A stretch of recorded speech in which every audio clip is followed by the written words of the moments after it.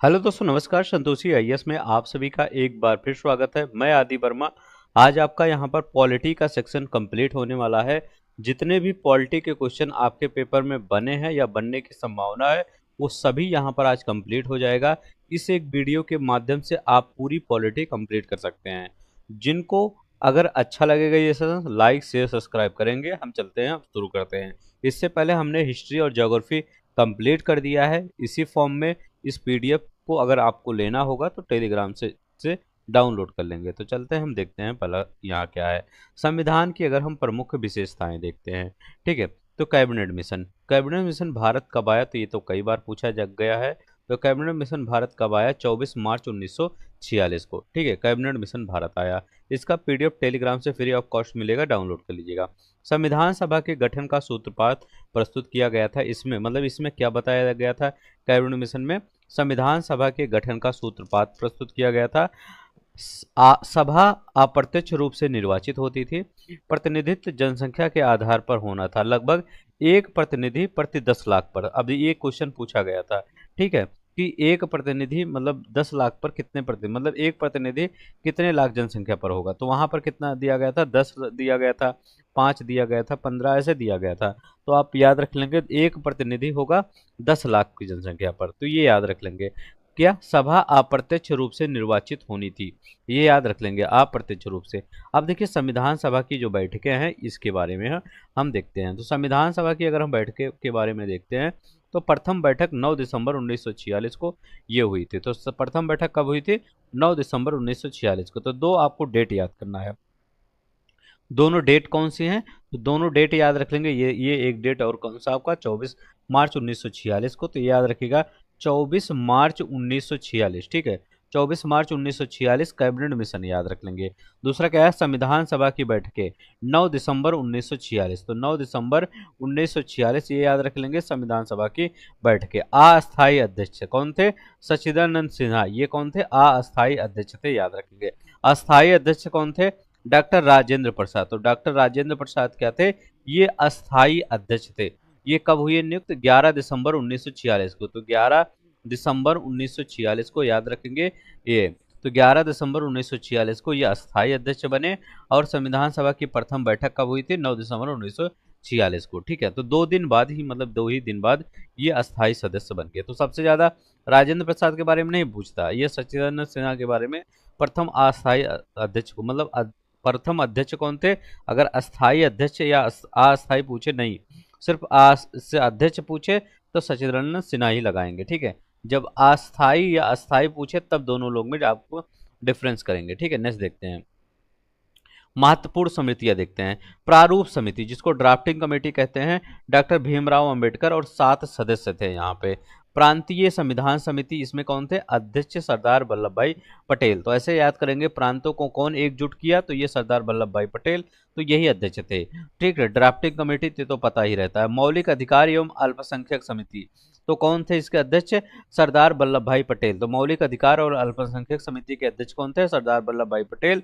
झंडा समिति, जिसको फ्लैग कमेटी कहते हैं, इसके अध्यक्ष डॉक्टर राजेंद्र प्रसाद। तो झंडा समिति, फ्लैग कमेटी, इसके अध्यक्ष डॉक्टर राजेंद्र प्रसाद। नेक्स्ट देखते हैं यहाँ पर, संवैधानिक सलाहकार की बात करते हैं। Constitutional adviser B N Rao, Benegal Narasimha Rao, याद रख लेंगे कौन है? बी एन राव, बेनेगल नरसिंह राव है। महत्वपूर्ण घटनाएं क्या है? महत्वपूर्ण घटनाओं में हम देखते हैं यहाँ पर उद्देश्य प्रस्ताव, ठीक है।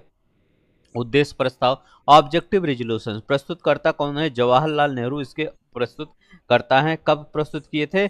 ये 13 दिसंबर 1946 को। तो ये उद्देश्य प्रस्ताव जो ऑब्जेक्टिव रेजोल्यूशन है, इसको जवाहरलाल नेहरू ने प्रस्तुत किया था 13 दिसंबर 1946 को। संविधान पर हस्ताक्षर 24 जनवरी 1950 को संविधान पर हस्ताक्षर हुए थे। संविधान अंगीकृत, जब एडॉप्ट बोले तो याद रख लेंगे, जब एडॉप्ट बोले तो कब किया गया था? 26 नवंबर 1949 को किया गया था। तो याद रख लेंगे, 26 नवंबर 1949 को क्या किया गया था?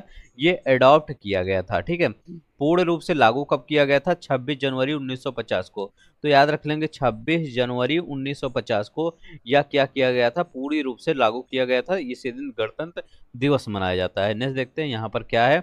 यहाँ पर क्या है? समय अवधि। समय अवधि, संविधान बनाने में 2 वर्ष 11 माह 18 दिन लगे थे। तो याद रख लेंगे संविधान बनाने में कितने वर्ष लगे थे? तो 2 वर्ष 11 माह 18 दिन लगे थे। याद रखेंगे ये कितने दिन? 2 वर्ष 11 माह 18 दिन लगे थे। महत्वपूर्ण दिन क्या है? संविधान दिवस, कॉन्स्टिट्यूशनल डे 26 नवंबर को मनाया जाता है। याद रख लेंगे कॉन्स्टिट्यूशन डे कब मनाया जाता है? 26 नवंबर को मनाया जाता है। गणतंत्र दिवस 26 जनवरी को मनाया जाता है। दोनों याद रख लेंगे। हमेशा संविधान दिवस ये मत सोचिएगा 26 जनवरी, नहीं, ये 26 नवंबर को मनाया जाता है। अन्य तथ्य देखते हैं यहाँ पर क्या है। संविधान सभा में कुल कितनी महिलाएं थे? तो 15 महिलाएं थे। देख सकते हैं हर एक फैक्ट एकदम अच्छे तरीके से रखा गया है ताकि आपको आसानी से याद हो सके। यह वही संविधान सभा है जो कैबिनेट मिशन योजना 1946 के तहत स्थापित की गई थी और इसी में संविधान का निर्माण किया गया था। ठीक है, नेक्स्ट देखते हैं यहाँ पर क्या कर रहा है कि ब्रिटेन यूके की बात करते हैं। संसदीय शासन पद्धति, पार्लियामेंट्री सिस्टम, याद रखेंगे कहाँ से कौन सा चीजें लिया गया है ये बताना है। तो संविधान, भारतीय संविधान के विदेशी स्रोत कौन से हैं ये आपको बताना है। तो ये याद कर लीजिए संविधान के विदेशी स्रोत। तो संसदीय शासन पद्धति, पार्लियामेंट्री सिस्टम कहाँ से लिया गया है? ब्रिटेन से लिया गया। पार्लियामेंट्री सिस्टम जैसे हमारे यहाँ राज्यसभा लोकसभा वैसे वहाँ भी है, जो जैसे यहाँ पर 2 हाउस है वैसे वहाँ भी 2 हाउस है। तो पार्लियामेंट्री जो सिस्टम होता है सब कुछ वो ब्रिटेन से लिया गया है। विधि का शासन ये है, रूल ऑफ लॉ है। मंत्रिमंडलीय प्रणाली, जो कैबिनेट सिस्टम है, हमारे यहाँ जैसे कैबिनेट सिस्टम है, कैबिनेट मंत्री होते हैं वैसे वहाँ भी कैबिनेट मंत्री है। एकल नागरिकता, सिंगल सिटीजनशिप, एकल नागरिकता, सिंगल सिटीजनशिप, ये कहाँ से लिया गया है? ब्रिटेन से लिया गया। द्विसदनीय प्रणाली, ठीक है, बाई कम्युनलिज्म, ये कहाँ से लिया गया है? ये यूके से लिया गया है। विधायी प्रक्रिया, लेजिस्लेटिव प्रोसीजर, कहाँ से लिया गया है? विधायी प्रक्रिया यहीं से लिया गया है। संसदीय विशेषाधिकार, पार्लियामेंट्री प्रिविलेज, ये कहाँ से? यहीं से लिया गया है। परमादेश लेख, परमादेश याद रख लेंगे ये यहीं से लिया गया था। रिट्स कहाँ से लिया गया है? यहीं से लिया गया है। ठीक है, परमादेश लेख कहाँ से लिया गया? ये ब्रिटेन से लिया गया है। तो ये याद रख लेंगे सब। ठीक, ये क्वेश्चन आपका इंपॉर्टेंट है। परमादेश याद रख लेंगे, बहुत इंपॉर्टेंट है, पूछ सकता है क्योंकि ये नहीं पूछा जाता है लगभग, ये पूछ सकता है। यहाँ पर देखते हैं ये क्या है। अमेरिका से क्या लिया गया है? ठीक है, उद्देश्य का प्रियम्बल का विचार कहाँ से लिया गया है? प्रियम्बल का विचार, जिनके विचार है तो यहीं से लिया गया है। यूएसए से प्रियम्बल उद्देशिका का विचार अगर पूछे न्यायिक पुनर्विलोकन, जुडिशियल रिव्यू कहाँ से लिया गया है? तो जुडिशियल रिव्यू यहाँ से लिया गया है। न्यायपालिका की स्वतंत्रता, इंडिपेंडेंस ऑफ जुडिशरी, ये कहाँ से लिया गया है? ये अमेरिका से लिया गया है। तो न्यायपालिका की स्वतंत्रता कहाँ से लिया गया है? अमेरिका से लिया गया है। नेक्स्ट देखते हैं यहाँ पर क्या है। मूल अधिकार क्या? Fundamental right. तो फंडामेंटल राइट याद रखेंगे यहाँ से लिया गया है। कहाँ? अमेरिका से। उपराष्ट्रपति का पद, ऑफिस ऑफ वाइस प्रेसिडेंट, कहाँ से लिया गया है? तो यहाँ से लिया गया है, याद रख लेंगे। ऑफिस ऑफ वाइस प्रेसिडेंट कहाँ से लिया गया है? यहीं से लिया गया है। राष्ट्रपति पर महाभियोग, इम्पीचमेंट ऑफ प्रेसिडेंट कहाँ से लिया गया है? यहीं से, मतलब यूएसए से लिया गया है। तो इम्पीचमेंट, राष्ट्रपति पर महाभियोग, ये कहाँ से? यूएसए। कभी भी आ जाए तो ये हमेशा याद रखेंगे।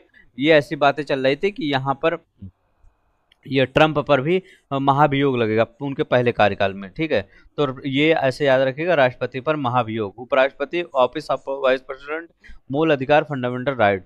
सर्वोच्च न्यायालय और उच्च न्यायालय के न्यायाधीशों को हटाने का प्रावधान कहाँ लिया गया है? यूएसए से लिया गया है। आयरलैंड से सबसे ज्यादा इंपॉर्टेंट ये होता है डीपीएसपी सबसे ज्यादा, ये मतलब कहाँ से लिया गया है? ये आयरलैंड से लिया गया है। ये सबसे ज्यादा पूछने वाला क्वेश्चन है। राष्ट्रपति की निर्वाचन पद्धति, मेथड ऑफ प्रेसिडेंशियल इलेक्शन, कहाँ से लिया गया है? राष्ट्रपति की निर्वाचन पद्धति, बहुत इंपॉर्टेंट है, याद रख लेंगे। क्या है? राष्ट्रपति की निर्वाचन पद्धति, राष्ट्रपति की निर्वाचन पद्धति। ठीक है, निर्वाचन पद्धति कहाँ से लिया गया है? आयरलैंड से लिया गया है। राज्यसभा में नामांकन, nomination of member to Rajya Sabha, कहाँ से लिया गया है? आयरलैंड से लिया गया है। तो ये दो ऊपर वाला याद रहेगा, नहीं याद करना है आपको, नीचे दो याद करना है। राष्ट्रपति की निर्वाचन पद्धति कहाँ लिया गया है? आयरलैंड से लिया गया है। राज्यसभा में नामांकन कहाँ लिया गया है? आयरलैंड से लिया गया है। यहाँ पर देखते हैं ये कनाडा से क्या लिया गया है। कनाडा, सशक्त केंद्र के साथ संघीय व्यवस्था, बहुत इंपॉर्टेंट है, कई बार पूछा जाता है। सशक्त केंद्र के साथ संघीय व्यवस्था कहाँ से? फेडरेशन विथ स्ट्रॉन्ग सेंटर, ठीक है, फेडरेशन विथ स्ट्रॉन्ग सेंटर कहाँ से? कनाडा से लिया गया है। राष्ट्रपति द्वारा राज्यपालों की नियुक्ति, appointment of governors bye centre कहाँ से लिया? कनाडा से लिया गया है। उच्चतम न्यायालय का परामर्शी अधिकार कहाँ? एडवाइजरी जुरिडिक्शन ऑफ पीएससी कहाँ से लिया? कनाडा से लिया गया। अवशिष्ट शक्तियां केंद्र में निहित जुड़ रेजिड्यूरी पावर विथ सेंटर यहाँ से लिया गया है, याद रखिएगा। अब देखिए ऑस्ट्रेलिया से, ऑस्ट्रेलिया से क्या है? संसद के दोनों सदनों की संयुक्त बैठक, ज्वाइंट सिटिंग ऑफ पार्लियामेंट यहीं से लिया गया। उद्देशिका की भाषा, वर्डिंग ऑफ प्रेम्बल ऑस्ट्रेलिया से लिया गया। व्यापार, वाणिज्य और समागम की स्वतंत्रता, freedom of trade and commerce कहाँ से लिया गया? ऑस्ट्रेलिया से लिया गया है। समवर्ती सूची, कॉन्करेंट लिस्ट कहाँ से लिया गया? ऑस्ट्रेलिया से लिया गया है। तो सबसे ज्यादा समवर्ती सूची पूछा जाता है, कहाँ से लिया गया है? ये ऑस्ट्रेलिया से लिया गया है। उद्देशिका की भाषा कहाँ से लिया गया है? ये ऑस्ट्रेलिया से। एक उद्देशिका जो है आपका, वो कहाँ से लिया गया है? यूएसए से। यहाँ लिखा गया ना, यहाँ पर कहाँ गया ये आपका? यूएसए। हाँ, उद्देशिका का विचार, ये देखिए उद्देशिका का विचार, जब विचार कहे उद्देशिका का विचार तो वो अमेरिका से लिया गया है। लेकिन जब भाषा पूछे तो भाषा कहाँ से पूछेंगे? तो ऑस्ट्रेलिया से लिया गया है, ये याद रख लेंगे। कहाँ से? ये ऑस्ट्रेलिया से भाषा लिया गया है, ठीक है, उद्देशिका की भाषा। अब देखिए जापान से, जापान से विधि द्वारा स्थापित प्रक्रिया लिया गया है, ठीक है, प्रोसीजर इस्टेब्लिश्ड बाय लॉ, याद रखेंगे, विधि द्वारा स्थापित प्रक्रिया। दक्षिण अफ्रीका से, ये भी इंपॉर्टेंट है, संविधान संशोधन की प्रक्रिया दक्षिण अफ्रीका से लिया गया है, संविधान संशोधन की प्रक्रिया, ठीक है। राज्यसभा के सदस्यों का निर्वाचन, इलेक्शन ऑफ राज्यसभा मेंबर, ये कहाँ से लिया गया है? दक्षिण अफ्रीका से लिया गया है, ठीक है। तो ये राज्यसभा के सदस्यों का निर्वाचन क्या है? ये इलेक्शन ऑफ राज्यसभा मेंबर, ये राज्यसभा के सदस्यों का निर्वाचन दक्षिण अफ्रीका से। संविधान संशोधन की प्रक्रिया क्या है? ये तो याद ही रहता है, अमेंडमेंट प्रोसीजर। कहाँ पर ये? अच्छा, ये राज्यसभा वाला निर्वाचन प्रक्रिया, ये यहाँ पर देखते हैं, यहाँ पर क्या कह रहा था, ठीक है, कहाँ पे है ये? आयरलैंड से। हाँ, राज्यसभा में नामांकन। अब देखिए ये दोनों याद रख लेंगे। जब आपका नॉमिनेशन पूछे कि राज्यसभा में नामांकन की बात करते हैं, nomination of members to Rajya Sabha, तो नॉमिनेशन की बात करते हैं। नॉमिनेशन जब आ जाए तो आयरलैंड याद रख लेंगे, नॉमिनेशन आयरलैंड याद रख लेंगे। लेकिन जब आपका ये पूछे कि राज्यसभा का निर्वाचन, राज्यसभा के सदस्यों का निर्वाचन, तब आप क्या? दक्षिण अफ्रीका याद करेंगे। दोनों में अंतर है। निर्वाचन क्या याद रखेंगे? निर्वाचन, राज्यसभा के सदस्यों का निर्वाचन, ये साउथ अफ्रीका से याद रखेंगे, ठीक है। नॉमिनेशन साउथ अफ्रीका से याद रखेंगे। नेक्स्ट देखते हैं यहाँ पर, सोवियत संघ से क्या लिखा गया? मूल कर्तव्य, फंडामेंटल ड्यूटी लिया गया है। प्रस्तावना में न्याय, सामाजिक, आर्थिक और राजनीतिक की जो आदर्श हैं, ये भी लिया गया है। तो प्रस्तावना में जो न्याय है, चाहे सामाजिक हुआ, चाहे आर्थिक हुआ, चाहे राजनीतिक, ये यूएसएसआर से लिया गया है। ये वह विदेशी स्रोत है जिन्होंने भारतीय संविधान को विश्व का सबसे लंबा लिखित संविधान बनने में योगदान दिया। अब यहाँ पर देखते हैं संविधान से जुड़े कुछ महत्वपूर्ण तथ्य। भारतीय संविधान के निर्माता कौन है? डॉक्टर भीमराव अम्बेडकर को भारतीय संविधान का शिल्पकार, आर्किटेक्ट ऑफ इंडियन कॉन्स्टिट्यूशन कहा जाता है। अंतरिम सरकार, इंटरिम गवर्नमेंट 1946 में जो फॉर्म हुई थी, उसके बारे में देखते हैं। यहाँ पर क्या है? गठन 2 सितंबर 1946 को शपथ ग्रहण, 2 दिसंबर 1946 को शपथ ग्रहण किया गया था। गठन भी और शपथ ग्रहण। गृह मंत्री कौन थे? सरदार वल्लभ भाई पटेल। प्रथम शिक्षा मंत्री कौन थे? मौलाना अब्दुल कलाम आजाद। तो याद रखेंगे, गृह मंत्री सरदार वल्लभ भाई पटेल और मौलाना अब्दुल कलाम आजाद कौन थे? प्रथम शिक्षा मंत्री। यहाँ पर देखते हैं संविधान का आधारभूत ढांचा, बेसिक स्ट्रक्चर ऑफ डॉक्ट्रिन क्या है? प्रतिपाद। केशवानंद भारती केस कब हुआ था? 1973 में हुआ था, केशवानंद भारती के। सिद्धांत क्या? संसद संविधान का संशोधन कर सकती है, परंतु संविधान के आधारभूत ढांचे को नहीं बदल सकती, मतलब उसके जो आधार है उसको नहीं चेंज करती, लेकिन संविधान में संशोधन कर सकती है। 1973 में केशवानंद भारती ने ये जजमेंट सुनाया था, ठीक है, ये याद रख लेंगे। भारतीय संविधान की क्या है? भारतीय संविधान की प्रमुख विशेषताएं क्या है? कौन सा है? हमारा संविधान सोवरेन है, संपूर्ण संपन्न है, समाजवादी, सोशलिस्ट है, पंथ निरपेक्ष है, सेकुलर है। हमारा संविधान कैसा है? सेकुलर। ट्रिपल एस तो हाई है, याद रख लेंगे कि ट्रिपल। लोकतांत्रिक गणराज्य है, डेमोक्रेटिक रिपब्लिक है, लोकतांत्रिक गणराज्य है। संसदीय शासन प्रणाली है, पार्लियामेंट्री सिस्टम ऑफ गवर्नमेंट है, याद रखिएगा, संसदीय शासन प्रणाली है, पार्लियामेंट्री सिस्टम ऑफ गवर्नमेंट है। संगठनात्मक स्वरूप है, फेडरल स्ट्रक्चर, लेकिन प्रकृति में एकात्मक unitary in nature during the emergency etc. याद रख लेंगे, संघात्मक स्वरूप फेडरल स्ट्रक्चर है लेकिन प्रकृति में एकात्मक, unitary in nature during the emergency, ये याद रख लेंगे। ठीक है, नेक्स्ट देखते हैं। भारतीय संविधान में नागरिकता की देखते हैं। नागरिकता का उल्लेख कहाँ किया गया है? भाग 2 में किया गया है, अनुच्छेद 5 से 11 में किया गया है। तो याद रखिएगा, आर्टिकल क्या है? आर्टिकल 5 से 11 में किया गया है, 5 से 11 में किया गया है इसका उल्लेख। ठीक है, नागरिकता का उल्लेख। भारतीय नागरिकता अधिनियम 1955 के अनुसार नागरिकता प्राप्त करने के 5 तरीके हैं। तो कौन कौन से नागरिकता प्रदान करने के तरीके हैं? तो ये याद रखेंगे। पहला कौन सा है? जन्म के द्वारा, बाय द बर्थ। याद रख लेंगे क्या है? बाय द बर्थ भारत की नागरिकता प्रदान किया जाता है। ठीक है, वंश के द्वारा भी नागरिकता प्रदान किया गया, बाय डिसेंट के द्वारा। ठीक है, पंजीकरण के द्वारा, बाय रजिस्ट्रेशन के द्वारा प्रदान किया जाता है। देशीकरण के द्वारा, बाय नेचुरलाइजेशन के द्वारा प्रदान किया जाता है। किसी भूभाग के सम्मिलित होने के द्वारा किया जाता है। ठीक है, ये याद रखेंगे, मतलब 5 तरीकों से प्रदान किया जाता है। तो ये पूछ सकता है भारत की नागरिकता किन किन तरीकों से प्रदान किया जाता है, तो एक बार देख लेंगे। इन तरीकों से प्रदान किया जाता है। करें देशीकरण, ठीक है, नेचुरलाइजेशन। अब देखिए ये क्या है? किसी व्यक्ति को आवेदन करने से पहले कम से कम 5 वर्ष भारत में निवास करना आवश्यक है। ठीक है, अगर देशीकरण के द्वारा है। नागरिकता की हानि कैसे होती है, ये भी याद रखिएगा।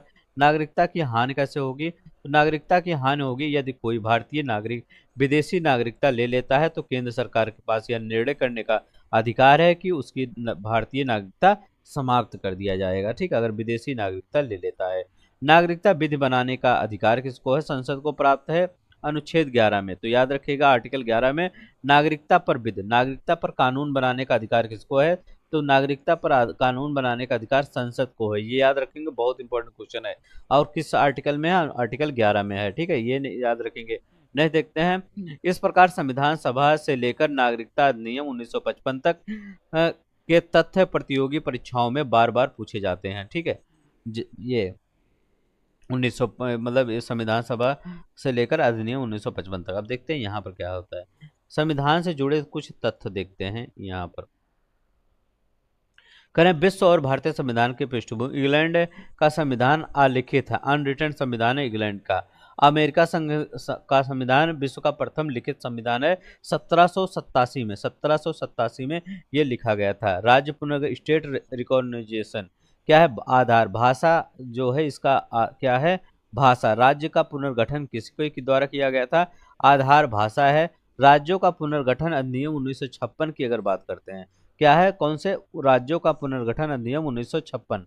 ठीक है, सर्वप्रथम भाषाई राज्य आंध्र प्रदेश क्या है? 1953 में तेलुगु भाषा और भाषी क्षेत्र मद्रास से अलग करके। याद रख लेंगे, सर्वप्रथम भाषाई राज्य आंध्र प्रदेश 1953 में तेलुगु भाषा या भाषी क्षेत्र मद्रास से अलग करके। ठीक है, ये याद रखिएगा। संविधान का जब बुनियादी ढांचा की बात करते हैं, सरकार का गणतंत्रीय और लोकतंत्रीय स्वरूप। ठीक है, संविधान का बुनियादी ढांचा बेसिक स्ट्रक्चर की बात करते हैं तो सरकार का गणतंत्रीय और लोकतंत्रीय स्वरूप। मौलिक अधिकार और राज्य के नीति निर्देशक सिद्धांतों के बीच सामंजस्य की बात करते हैं। संघीय शासन प्रणाली की बात करते हैं। न्यायपालिका की स्वतंत्रता की बात करते हैं बुनियादी बेसिक स्ट्रक्चर में।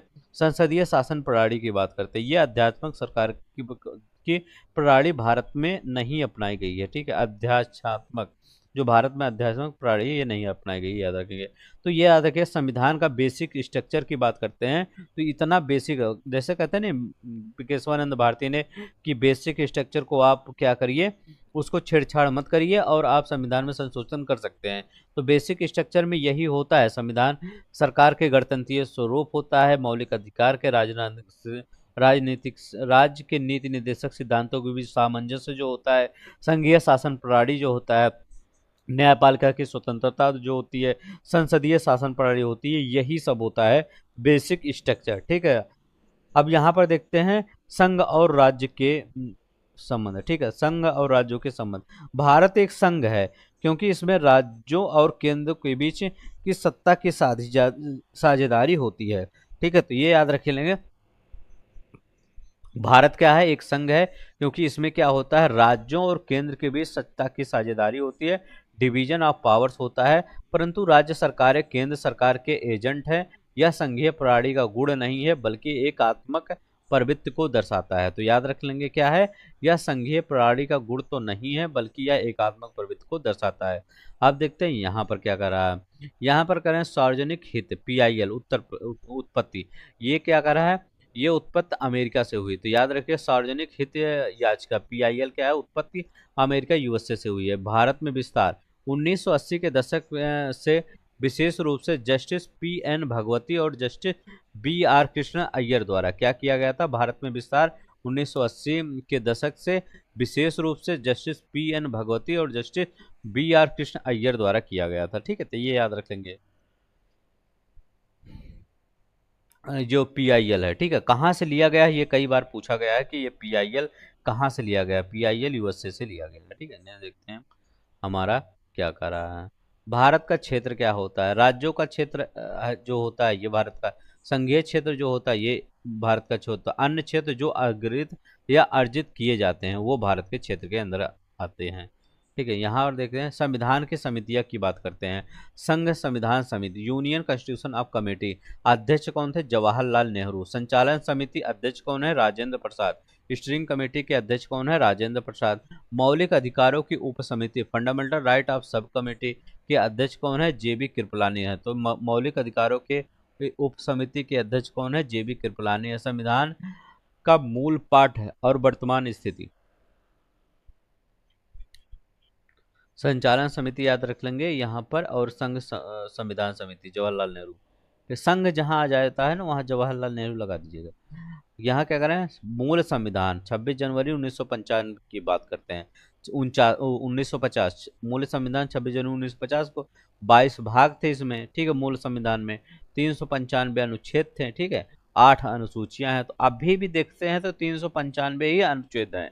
ठीक है, कुछ ऐड थोड़ी किया गया, लेकिन इसमें A B C D A add किया जाता है। ठीक है, जैसे 12A 12B, ये 15A 15B 16B, ये ऐसे ऐड किया जाता है।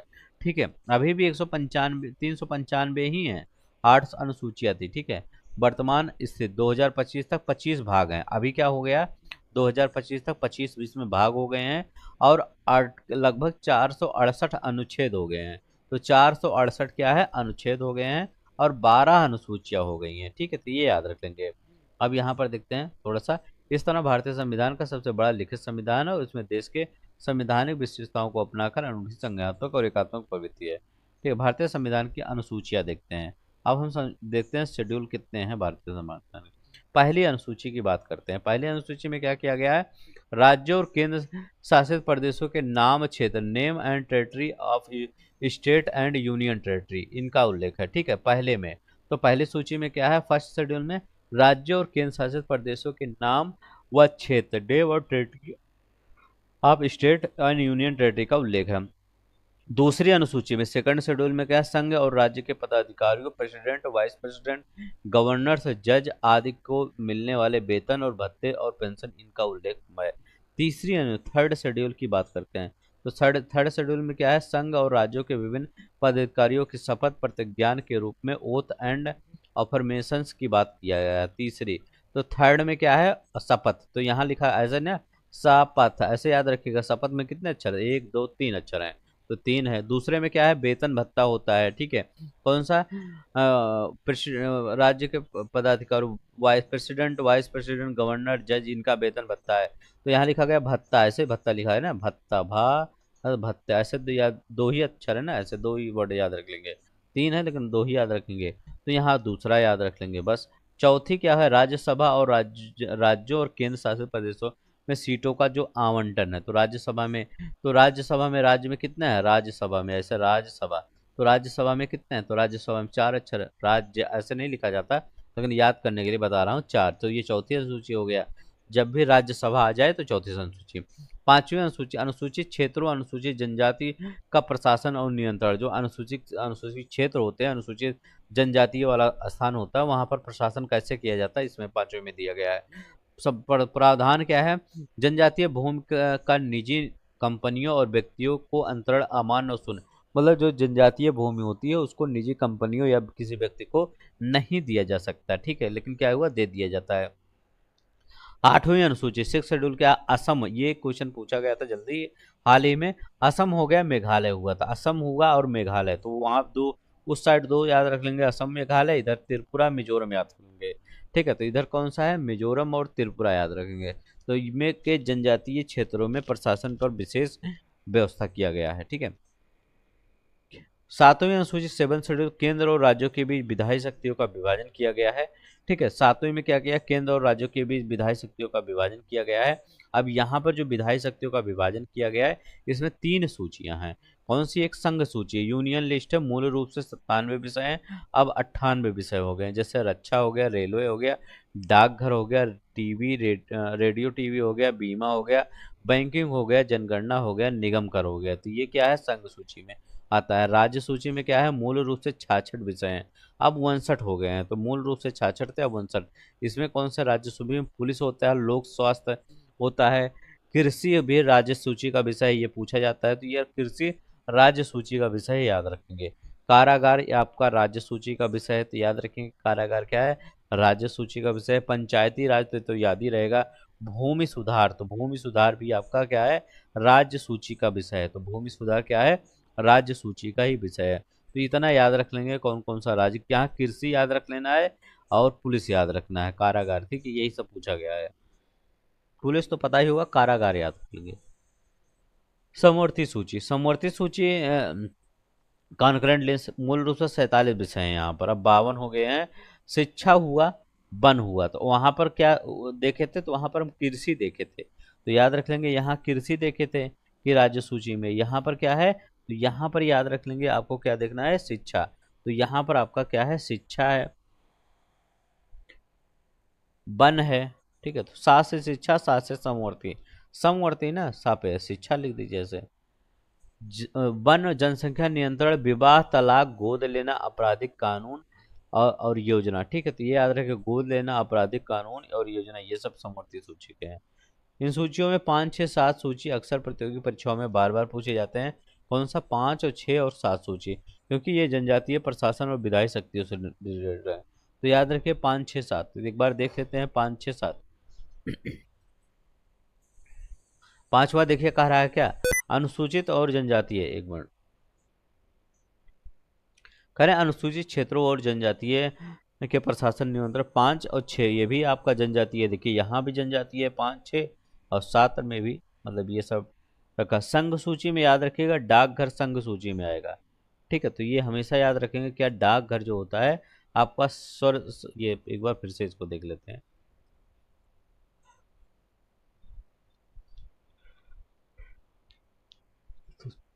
तो संघ सूची में कौन सा आता है, रक्षा आता है, रेलवे आता है, डाकघर आता है, रेडियो टीवी, बीमा, बैंकिंग, जनगणना, निगम कर। ठीक है, तो ये याद रख लेंगे।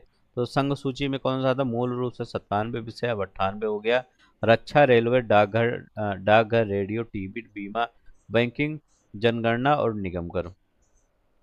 यहाँ जानते हैं क्या पूछेगा, जनगणना किस विषय का है, तो ये संघ सूची का जनगणना। ठीक है, ऐसे पूछेगा, संघ सूची का है। रेडियो टीवी आपका संघ सूची है, बीमा, बैंकिंग, ये सब क्या है, संघ सूची में।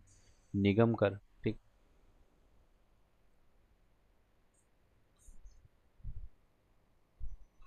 अब देखिए 8वीं अनुसूची, 8वीं इस अनुसूची में क्या किया गया है, ये भारतीय संविधान द्वारा मान्यताएं प्राप्त भाषाएं हैं। ठीक है, मूलतः भाषाएं कितनी हैं, तो यहाँ पर 14 भाषाएं हैं।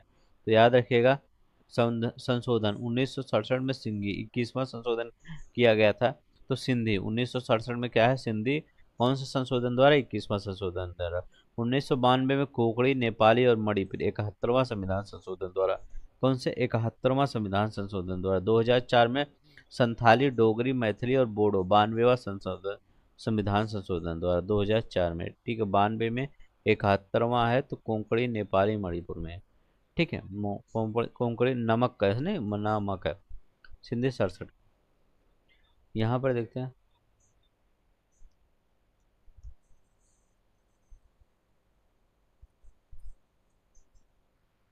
वर्तमान में कुल 22 भाषाएं हैं। 9वीं अनुसूची 9th शेड्यूल देखते हैं, यहाँ पर क्या कर रहे हैं, कह रहे हैं विधि मान्यकर, वैलिडेशन ऑफ लॉ के लिए इसमें बात की गई है। संविधान में संशोधन, प्रथम संविधान संशोधन अधिनियम 1951 के तहत नवीं अनुसूची जोड़ी गई थी। ठीक है। वर्तमान में लगभग 284 अधिनियम है। 1950 में 52वें संविधान संशोधन द्वारा कुछ अधिनियम और विनियमों को हटाने का प्रावधान किया गया है। तो 52वां संशोधन कब हुआ था? 1985 में। ये याद रखेंगे। अब इसी के तहत कुछ जो अधिनियम थे उनको हटाने की बात कर दी गई थी।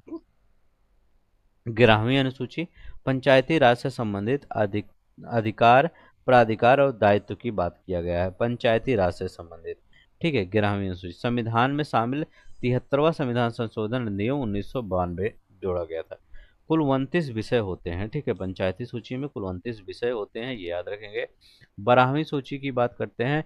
नगर पालिका शहरी स्थानीय निकाय से संबंधित अधिकार, प्राधिकार और दायित्व की बात करता है। संविधान में शामिल 74वां संविधान संशोधन अधिनियम 1992, ठीक है। तो याद रखेंगे, नगर पालिका की बात करता है, उसमें नगर पंचायत की बात करता है। इसमें कुल 18 विषय हैं, ठीक है। तो याद रखेंगे, नगर पालिका में सब 18 विषय हैं और 74वां संविधान संशोधन 1992 ये भी बताता है। अब देखिए विधायी विषय, लेजिस्लेटिव सब्जेक्ट और सिविल सब्जेक्ट, राज्य सूची, स्टेट लिस्ट की बात करते हैं। पुलिस हो गया, लोक स्वास्थ्य हो गया, स्वच्छता हो गया, प्रति व्यक्ति कर हो गया, गैस हो गया, कृषि, रेलवे, पुलिस, कारागार, पंचायती राज और पंचायती राज और भूमि सुधार, ये क्या है? ये राज्य सूची के विषय है, स्टेट लिस्ट के विषय हैं। तो याद रख लेंगे, ये जो स्टेट लिस्ट के विषय है याद रख लेंगे। जो जो ना याद हो वही, जैसे आपका गैस हो गया, गैस नहीं याद रहता कि कहाँ का लिस्ट, तो गैस क्या है? राज्य सूची का विषय है, याद रखेंगे, ठीक है। कृषि क्या है? आपका राज्य सूची का विषय है कृषि। रेलवे क्या है? तो याद रखेंगे, रेलवे क्या है? राज्य। रेलवे पुलिस, रेलवे तो केंद्र सूची का विषय है, लेकिन अगर रेलवे पुलिस कहते हैं तो ये कई बार पूछा गया है कि रेलवे पुलिस किसका है, तो ये राज्य सूची का विषय है। कारागार है राज्य सूची का। पंचायती राज, भूमि सुधार, ये तो जान ही जाएंगे, भूमि सुधार भी याद रखेंगे, राज्य सूची का विषय है, ठीक है। लोक स्वास्थ्य तो पता ही जाएगा। प्रति व्यक्ति कर, प्रति व्यक्ति कर ये है राज्य सूची का विषय है, ठीक है। तो ये जो टफ है उनको याद कर लेंगे। संघ सूची, रेडियो, टेलीविजन, शेयर बाजार, डाक घर, बचत बैंक, जनगणना, यहाँ पर सिर्फ जनगणना याद करना है बस, ठीक है। बैंकिंग हुआ, बीमा होगा, रक्षा, रेलवे निगम, ठीक है। देखिए, रेलवे संघ सूची का विषय है यूनियन लिस्ट में, लेकिन रेलवे पुलिस क्या है? ये राज्य सूची का विषय, ये याद रखेंगे। नहीं, देखते हैं समवर्ती सूची, कॉन्करेंट लिस्ट की बात करते हैं। आर्थिक योजना, आपराधिक मामले, जनसंख्या नियंत्रण, परिवार नियोजन, शिक्षा, वन, दंड प्रक्रिया, विवाह, विवाह विच्छेद, ठीक है, गोद लेना, ये समवर्ती सूची का विषय है। यहाँ पर सबसे इम्पोर्टेंट क्या है? ये आपका शिक्षा, ठीक है। तो परिवार नियोजन भी है, लेकिन शिक्षा और वन, ठीक है। पूछता है कि वन और शिक्षा किस विषय के हैं, तो वन और शिक्षा दोनों अलग अलग है, याद रखिएगा। दोनों क्या है? समवर्ती सूची का, ठीक है। समवर्ती सूची का विषय है, ठीक है। समवर्ती सूची का है ये, कौन सा? शिक्षा और वन। अब देखिए, यहाँ पर अवशिष्ट शक्तियाँ, संघीय सरकार के पास अनुच्छेद 248 की बात करते हैं, ठीक है। संघीय सरकार के पास क्या है? अनुच्छेद 200। अवशिष्ट शक्तियाँ क्या है? ये संघीय सरकार के पास होगी, मतलब जो केंद्र में सरकार होगी, यूनियन लिस्ट में, इसमें होगी ये अवशिष्ट शक्ति है। जैसे कोई चीज़ ऐसा आया, जैसे मान लीजिए पहले एआई नहीं था, अभी एआई आ गया, तो पूछेंगे एआई किससे किससे संबंधित है? ये एआई क्या है? संघीय सरकार के पास रहेगा, ठीक है। तो एआई संघीय सरकार के पास रहेगा, आर्टिकल 248 यही कहता है, ठीक है। नहीं, देखते हैं आर्टिकल, देखते हैं आर्टिकल क्या कहता है। आर्टिकल देखते हैं, याद रख लेंगे इन सबको आर्टिकल। जैसे आर्टिकल 243 का है, हिंदी को भारत की राजभाषा घोषित करता है, आर्टिकल 343। तो आर्टिकल 343 क्या है? हिंदी को भारत की राजभाषा घोषित। संविधान के उद्देश्य का प्रिलम्बर क्या कहता है? राज्य का उद्देश्य प्रत्येक व्यक्ति के सम्मान की रक्षा करना। तो प्रिलम्बर क्या है? राज्य का उद्देश्य क्या है? प्रत्येक व्यक्ति के सम्मान की रक्षा करना, इसके लिए उचित और मानवोचित कार्य परिस्थितियां उपलब्ध कराना अनिवार्य है, ठीक है। संविधान, भारतीय संविधान प्रस्तावना और संसदीय प्रणाली। संविधान की प्रस्तावना की बात करते हैं, प्रेमल की बात करते हैं। भारत एक संपूर्ण प्रभुत्व संपन्न समाजवादी प्रतिनिरपेक्ष लोकतंत्रात्मक गणराज्य है। तो भारत एक क्या है? संपूर्ण प्रभुता संपन्न है, समाजवादी है, पंथ निरपेक्ष है, लोकतंत्रात्मक गणराज्य है। तो ठीक है, तो याद रखेंगे भारत संपूर्ण प्रभुता संपन्न समाजवादी पंथ निरपेक्ष लोकतंत्रात्मक गणराज्य है।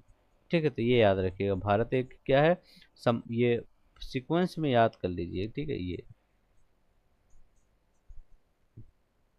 भारत यहाँ क्या है, भारत संपूर्ण प्रभुता संपन्न है, तो ये प्रभुता संपन्न। फिर आप समाजवादी याद रखेंगे, पंथ निरपेक्ष भी है, तो लोकतंत्रात्मक गणराज्य है। ठीक है, 22वां संविधान संशोधन 1946 के 76 क्या कहता है, कहता है प्रस्तावना में समाजवादी पंथ निरपेक्षता अखंडता शब्द जोड़े गए। तो याद रखिएगा 22वां संविधान संशोधन में समाजवादी पंथ निरपेक्षता अखंडता शब्द जोड़े गया था 22वां संविधान 1976 में। राज्य का उद्देश्य प्रत्येक व्यक्ति के सम्मान की रक्षा और उचित मानविक कार्य परिस्थितियां उपलब्ध कराना। ठीक है, तो राज्य का यही उद्देश्य है प्रत्येक। संसदीय शासन प्रणाली की बात करते हैं तो पार्लियामेंट्री सिस्टम द्विसदनीय प्रणाली है, बाई कैमरल। उच्च सदन को राज्यसभा बोला जाता है और निम्न सदन जिसमें मोदी जी इलेक्ट होके आते हैं वो लोकसभा बोला जाता है। ठीक है, तो लोकसभा और राज्यसभा। मुख्य विशेषताएं क्या है हमको ये देखना है कि संसदीय शासन प्रणाली की मुख्य विशेषताएं क्या है। तो कार्यपालिका विधायिका के प्रति क्या होती है, उत्तरदायी होती है।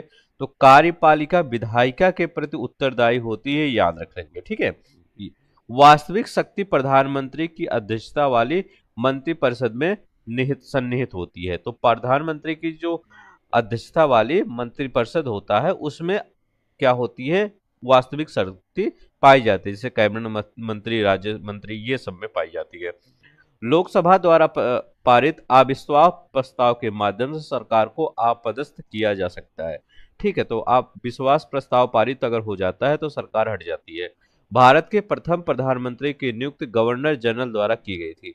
तो भारत के प्रथम प्रधानमंत्री की नियुक्ति किससे द्वारा की गई थी, गवर्नर जनरल के द्वारा की गई थी। तो ये आपको याद रखना होगा। ठीक है, चलते हैं हम नेक्स्ट देखते हैं हमारा क्या है। हमारा क्या है, फेडरल स्ट्रक्चर। क्या है हमारा फेडरल स्ट्रक्चर। फेडरल स्ट्रक्चर में अगर हम बात करते हैं तो यहाँ क्या कह रहा है, संघीय ढांचा। तो संघीय ढांचा की अगर हम बात करते हैं तो अनुच्छेद 1 भारत को राज्यों का संघ यूनियन ऑफ स्टेट के रूप में वर्णित करता है। भारत को नए राज्य बनाने और राज्यों की सीमाओं को बदलने या राज्यों को मिलाने की शक्ति प्राप्त है। तो ये याद रख लेंगे। तो भारत को राज्यों का संघ यूनियन ऑफ स्टेट के रूप में वर्णित किया गया है और संसद को नए राज्य बनाने, राज्यों की सीमाओं को बदलने और राज्यों को मिलाने की शक्ति प्रदान है। प्रक्रिया क्या कहती है, संसद के दोनों सदनों में साधारण बहुमत द्वारा। तो ये क्या है, जो एक राज्य को दो राज्यों को एक में मिलाने या राज्यों को सीमाओं को बदलने की कौन सा प्रक्रिया होगा, साधारण बहुमत के द्वारा होगा। याद रख लेंगे, ये पूछा जाता है। संबंधित राज्यों की विधायिका की सहमति के द्वारा। ठीक है, ये याद रख लेंगे। हाँ, एक बार जब पेपर देकर आइएगा तो इससे जरूर आप मिलाइएगा कि यहाँ से क्वेश्चन आया हुआ है या नहीं आया हुआ है। ठीक है, अब देखिए नवगठित न्यूली फॉर्म्ड स्टेट की हम बात करते हैं। छत्तीसगढ़ 1 नवंबर 2000 मध्य प्रदेश से विभाजन होकर बना है। ठीक है, जो मध्य प्रदेश है इससे विभाजित होकर ये क्या हुआ है, छत्तीसगढ़ बना है। ठीक है, उत्तराखंड की हम अगर बात करते हैं 9 नवंबर 2000 उत्तर प्रदेश से विभाजन होकर बना है उत्तराखंड। 15 नवंबर 2000 बिहार से विभाजन होकर क्या बना है, झारखंड बना है। तेलंगाना की बात करते हैं 2 जून 2014 को आंध्र प्रदेश से विभाजन होकर बना है। तो ये अभी ये 2000 के बाद के जो स्टेट बने हैं ये है। ठीक है, तो पहले कौन बना है, तो पहले छत्तीसगढ़ 1 नवंबर को बना है, उत्तराखंड 9 नवंबर को बना है और झारखंड 15 नवंबर को बना है। 1, 9, 15 और यहाँ पर क्या कर रहे हैं, 2 जून 2014 को तेलंगाना। ठीक है, अब यहाँ पर देखते हैं वर्तमान स्थिति। भारत में 28 राज्य और 8 संघ राज्य क्षेत्र हैं। जम्मू और कश्मीर का पुनर्गठन कब हुआ था, अभी जो वर्तमान स्थिति 28 राज्य है और 8 संघ राज्य क्षेत्र है। जम्मू कश्मीर का पुनर्गठन कब हुआ था, 2019 में हुआ था। राज्य को 2 संघ और राज्य क्षेत्रों में विभाजित किया गया है, जम्मू कश्मीर और लद्दाख। तो जम्मू कश्मीर और लद्दाख में इसको विभाजित किया गया है। इस प्रकार प्रस्तावना संसदीय प्रणाली और संसदीय ढांचा संविधान के मूलभूत और महत्वपूर्ण अंग बना है। ठीक है, तो ये याद रखिएगा, प्रस्तावना जो है संसदीय प्रणाली और संसदीय ढांचा का महत्वपूर्ण अंग है। ये नोट है एक प्रकार से, याद रखेंगे। ये क्या है, संघ संघीय संविधान और संघ क्षेत्र, ठीक है, federal constitution and union territory की बात करते हैं। संघीय संविधान भारत में संघीय ढांचा अमेरिकी संविधान की एक विशेषता से प्रेरित है। तो हमारा जो संघीय ढांचा है ये अमेरिकी संविधान की विशेषता से प्रेरित है। केंद्र और राज्य के बीच सत्ता का विभाजन होता है। जब जब भी आपका ये आ जाए फेडरल वर्ड, तो क्या होता है, केंद्र और राज्य के बीच जो सत्ता का विभाजन होता है यही संघीय ढांचा होता है। संघ राज्य क्षेत्र यूनियन टेरिटरी, दादर नगर हवेली और दमन दीव 2019 में दोनों संघ राज्य क्षेत्रों का विलय मर्जर कर दिया गया था। ठीक है, कब कर दिया गया, 2019 में कर दिया गया था। नहीं, देखते हैं। कह रहे संघ राज्य क्षेत्र और राजधानी, तो क्षेत्र की राजधानी, तो राजधानी कौन सा है, राजधानी क्या है, दमन। चंडीगढ़, एक अलग संघ राज्य क्षेत्र बनाना, तो चंडीगढ़ याद रखेंगे, एक अलग राज्य क्षेत्र बनाना। राज्य गठन स्टेट फॉर्मेशन, गुजरात क्या है, 1 मई 1960 को गुजरात का गठन हुआ था। हिमाचल प्रदेश की राजधानी क्या है, तो हिमाचल प्रदेश की राजधानी शिमला है। ठीक है। लोकतंत्र, लोकतंत्र में सत्ता का संचालन जनता के प्रतिनिधियों द्वारा होता है, याद रखेंगे। सिटीजनशिप, ये देखते हैं, ये तो अभी आया ही हुआ था। ठीक है, शायद इसको पढ़ी ही है अभी, शायद 2 बार आया हुआ है ना। ठीक है, ये देखते हैं, ये भी शायद आया, लेकिन बार रिवीजन कर लेते हैं। राज्य के डीपीएसपी की अगर हम बात करते हैं तो अनुच्छेद 36 से 51 के बीच में है। तो 36 से 51 के बीच में क्या है, डीपीएसपी है। लक्ष्य क्या है, राज्य की नीतियों और कानूनों का मार्गदर्शन करना, समाज में सामाजिक, आर्थिक और राजनीतिक न्याय सुनिश्चित करना, संविधान के मौलिक अधिकारों के साथ सामंजस्य बैठाना, यही है। महत्वपूर्ण प्रावधान कौन कौन से इसमें किए गए हैं, तो 40 बहुत ज्यादा इंपॉर्टेंट है, ये बहुत ज्यादा पूछा जाता है। पंचायती राज संस्थानों की स्थापना करना, राज्य का दायित्व क्या है, ग्राम स्तर पर लोकतांत्रिक संस्थाओं का गठन और उन्हें सशक्त बनाना, इसका उत्तरदायित्व है। यहाँ पर देखते हैं, करें विशेषता क्या है, डीपीएसपी कानूनी रूप से बाध्यकारी नहीं है, लेकिन नीतिगत और मार्गदर्शन के लिए अनिवार्य है। ठीक है, तो यह देखिए, कानूनी रूप से मतलब ये नहीं कहा गया है कि इसको आप लागू ही करिए कोई चीज। ठीक है, इसका उद्देश्य क्या है, गरीबी उन्मूलन, सामाजिक कल्याण और लोकतांत्रिक संस्थाओं की मजबूती करना। फंडामेंटल अगर राइट हम देखते हैं तो फंडामेंटल राइट क्या है, भाग 3 में रखा गया है। तो फंडामेंटल राइट को भाग 3 में रखा गया है, जो मौलिक अधिकार होता है। अनुच्छेद 12 से 35 तक का है फंडामेंटल राइट। संख्या और इतिहास की बात करते हैं। ठीक है, यहाँ पर संविधान में 7 मौलिक अधिकार थे। ठीक है, वर्तमान में 6 मौलिक अधिकार हैं। 44वां जो संविधान संशोधन था 1978 के द्वारा, अनुच्छेद 19(1) और अनुच्छेद 31 में उस लिखित संपत्ति का अधिकार को हटा दिया गया। जो अनुच्छेद 1 और 4 है, और अनुच्छेद 31 में जो संपत्ति का अधिकार था उसको हटा दिया गया है। अब संपत्ति का अधिकार अनुच्छेद 301 के तहत एक कानूनी अधिकार बना दिया गया है। तो ये याद रखिएगा, कौन सा है, कानूनी अधिकार। कौन किसके तहत, तो 301 के तहत। ठीक है, एक कानूनी अधिकार है। मुख्य अधिकार क्या है, समानता का अधिकार, राइट टू इक्वलिटी, 14 से 19 के बीच की बात करता है। तो राइट, मुख्य अधिकार क्या है, राइट टू इक्वलिटी, 14 से 18। ठीक है, इसकी बात करता है। राइट टू इक्वलिटी 14 से 18 की बात करता है। कानून के समझ से समानता, ये कहाँ से लिया गया है, ब्रिटिश संविधान से प्रेरित है। कानून के समझ समानता और विधियों का समान संरक्षण, तो विधियों का समान संरक्षण अमेरिका संविधान से लिया गया है। अब देखिए यहाँ पर क्या है, स्वतंत्रता का अधिकार, राइट टू फ्रीडम की अगर बात करते हैं तो अनुच्छेद 1922 की बात करते हैं। राइट टू फ्रीडम 19 से 22 की बात करते हैं। शोषण के विरुद्ध अधिकार, राइट अगेंस्ट वायलेशन 23-24 की बात करते हैं। तो ये याद रखेंगे। धर्मनिरपेक्षता और संस्कृत का अधिकार 29 और 30 की बात करते हैं। ठीक है, तो धर्मनिरपेक्षता और संस्कृत के आधार पर 29-30।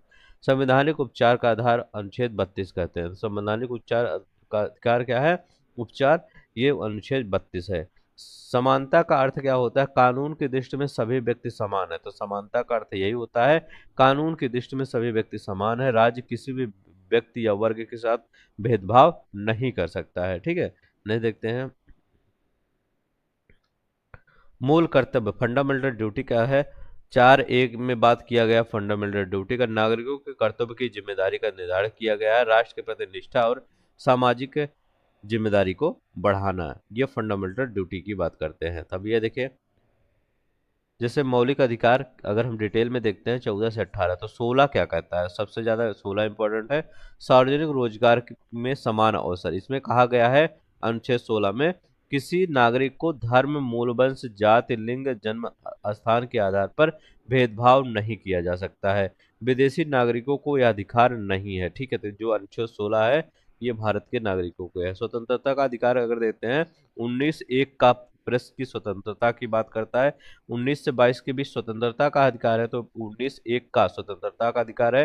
अनुच्छेद 21 का, या 6 से 14 वर्ष के बच्चों को निःशुल्क और अनिवार्य शिक्षा दिया जाएगा। तो अनुच्छेद 21 का 6 से 14 वर्ष के बच्चों को निःशुल्क शिक्षा, अनिवार्य शिक्षा दिया जाएगा। अनुच्छेद 22 क्या कहता है, गिरफ्तारी और निरोध से संरक्षण, निवारक निरोध में बिना मुकदमा 3 माह तक बंदी। ठीक है, तो ये याद रखिएगा, अनुच्छेद 22 की बात करता है। देख सकते हैं शोषण के विरुद्ध अधिकार, क्या, राइट अगेंस्ट एक्सप्लॉयटेशन, अनुच्छेद 22, 23 से 24 की बात करते हैं। तो शोषण के विरुद्ध अधिकार जो है राइट अगेंस्ट एक्सप्लॉयटेशन क्या है, 23 से 24। ठीक है, ये याद रख लेंगे। 22 गिरफ्तारी से निरोध से संरक्षण और निवारक निरोध में बिना मुकदमा 3 माह का बंदी। ठीक है, ये याद रख लेंगे 22।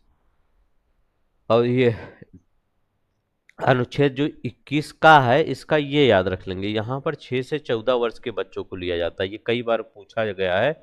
जो अनुच्छेद 21 का है शिक्षा की जो बात करता है, उसमें एज क्या है जो बच्चों की लिया जाता है, इसमें 6 से 14, 6 से याद रख लीजिएगा, नहीं तो बहुत जगह क्या दिया रहता है 0 से 6 दिया रहता है, यहाँ पर 6 से 14 याद रखेंगे। ठीक है, अब मनुष्यों में अवैध व्यापार और बालात श्रम को क्या करना है, इसको रोकना है। ठीक है, 23।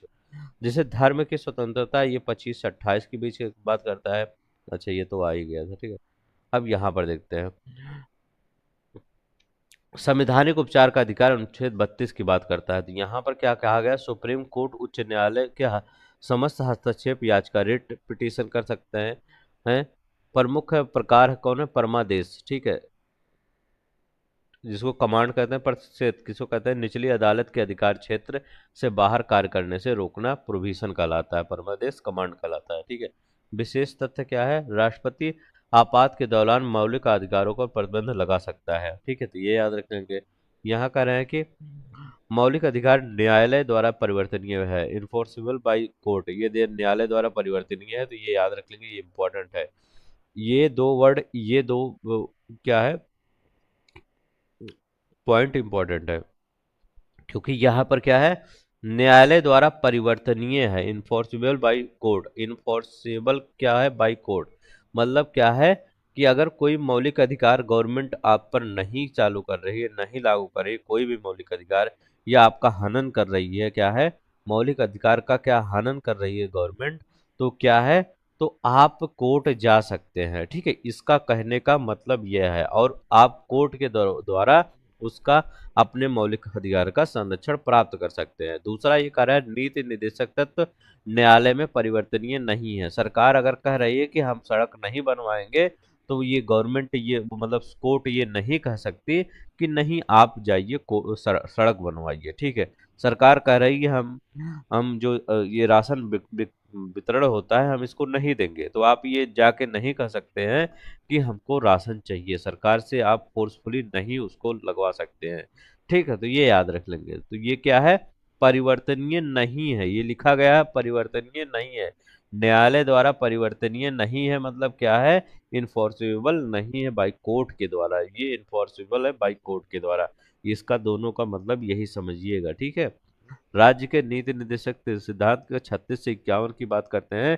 अनुच्छेद 1939 घ पुरुष और महिलाओं के लिए समान कार्य के लिए समान वेतन दिया जाता है। पंचायती राज का उल्लेख किया गया, अनुच्छेद 40 में पंचायती राज का उल्लेख किया जाता है।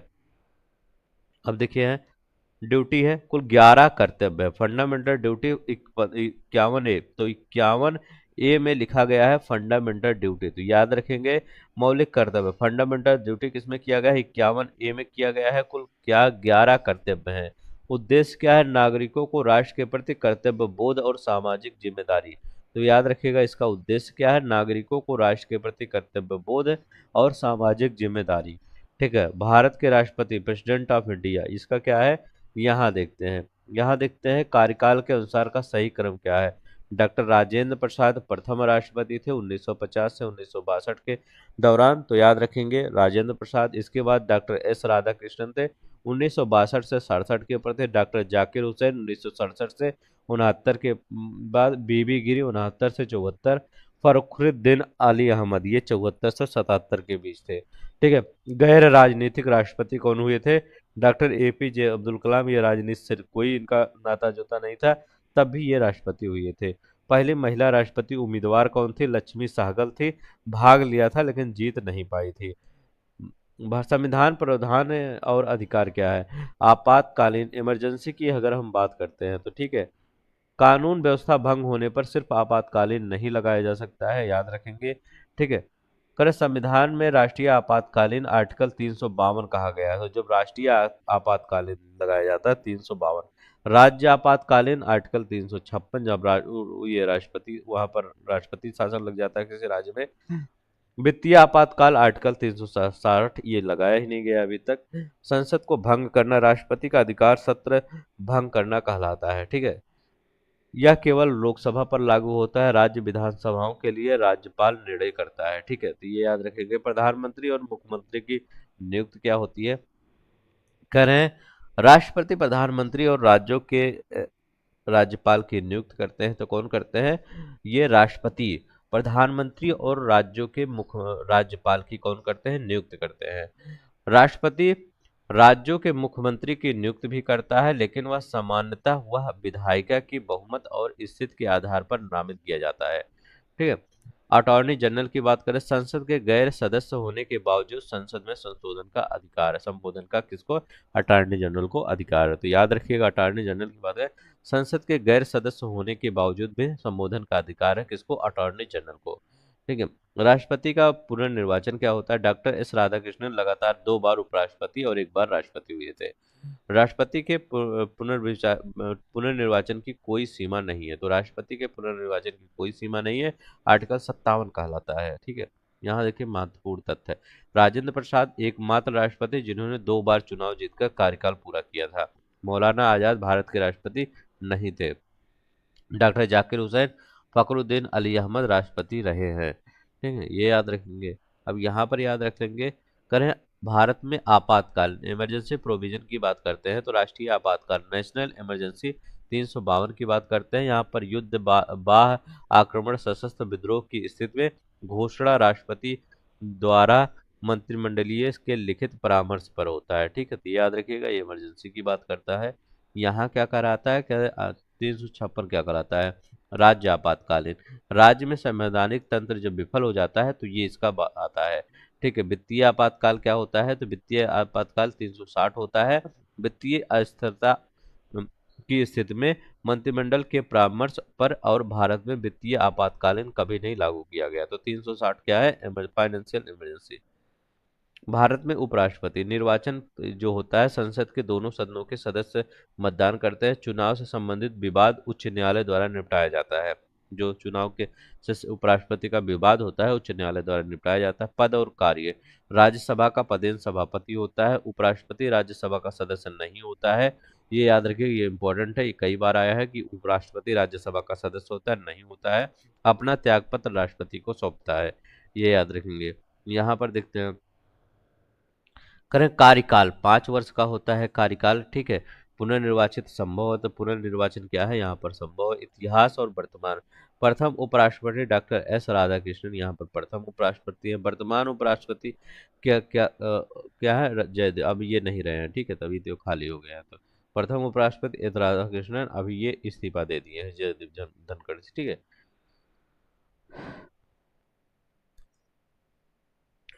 अब देखिए यहाँ पर क्या है, भारतीय संसद parliament of India द्विसदनीय bicameral system है। राज्यसभा और अपर हाउस। उच्च सदन हाउस ऑफ बुजुर्गों की सभा कहलाती है, हाउस ऑफ एल्डर्स। अस्थायी से भंग नहीं किया जा सकता है। कार्यकाल 6 वर्ष का होता है। राज्यसभा की बात करते हैं, यहाँ कार्यकाल 6 वर्ष का होता है। हर 2 वर्ष में 1/3 सदस्य सेवानिवृत्त होते हैं। निर्वाचन, विधानसभा के निर्वाचित सदस्यों द्वारा अनुमान अनुपातिक प्रतिनिधित्व सिंगल ट्रांसफरेबल वोट के माध्यम से इसका निर्वाचन होता है। मनोनयन राष्ट्रपति द्वारा 12 सदस्य साहित्य, विज्ञान, कला, समाज सेवा में विशेष ज्ञान अनुभव करने वाले रखने वाले होते हैं। न्यूनतम आयु कितनी होती है? तो न्यूनतम आयु 30 वर्ष की होती है। तो न्यूनतम आयु कितनी होती है? 30 वर्ष की होती है। उपराष्ट्रपति राज्यसभा के सदस्यों द्वारा निर्वाचित होते हैं। तो उपराष्ट्रपति क्या है? राज्यसभा के सदस्यों द्वारा निर्वाचित। लोकसभा याद रखें निम्न सदन जनता के सदन कहलाता है। कार्यकाल 5 वर्ष कहलाता है, याद रख लेंगे। क्या है? कार्यकाल 5 वर्ष का कहलाता है। सदस्य का निर्वाचन प्रत्यक्ष रूप से जनता के द्वारा होता है। ठीक है, तो याद रखेंगे। न्यूनतम आयु 25 वर्ष होता है लोकसभा की, अगर हम बात करते हैं। यहाँ पर देखते हैं, यहाँ पर कह रहे हैं संसद और से संचालन और संबोधन। देखिए राष्ट्रपति संसद के दोनों सदनों को साथ में संबोधित करते हैं। तो राष्ट्रपति कौन संसद के दोनों सदनों को संबोधित करता है? राष्ट्रपति।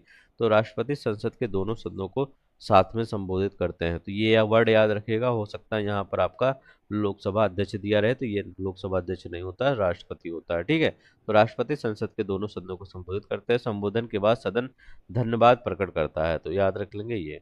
भारतीय कार्यपालिका की अगर बात है, कार्यपालिका क्या होता है? तो कार्यपालिका संघीय कार्यपालिका।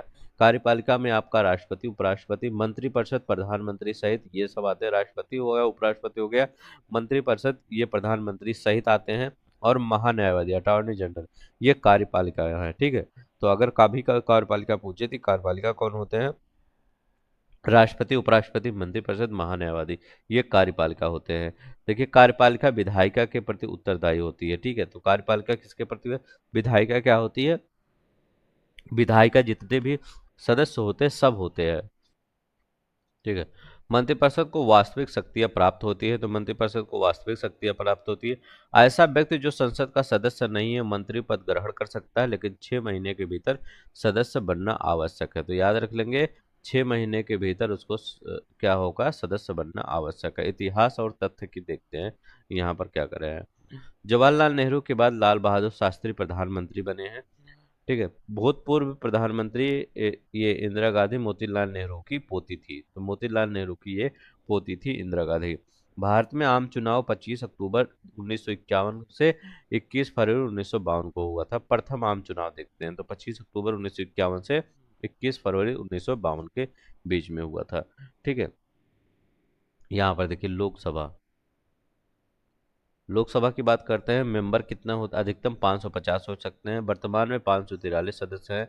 104वां संविधान संशोधन 2019 के द्वारा अनुच्छेद 334 में बदलाव किया गया और एंग्लो इंडियन सदस्यों के मनाने की व्यवस्था को समाप्त कर दिया गया। तो ये एंग्लो इंडियन जो सदस्य होते हैं उनके व्यवस्था को किसके लिए समाप्त कर दिया गया है? तो ये 104 के तहत समाप्त कर दिया गया है। ठीक है, 104 के तहत, ये याद रख लेंगे। कौन से? 104 के तहत। देखिए हर एक क्या है, हर एक पॉइंट आपको इम्पोर्टेंट है, हर एक पॉइंट लिख दिया जाता है यहाँ पर। निर्वाचन पद्धति क्या है?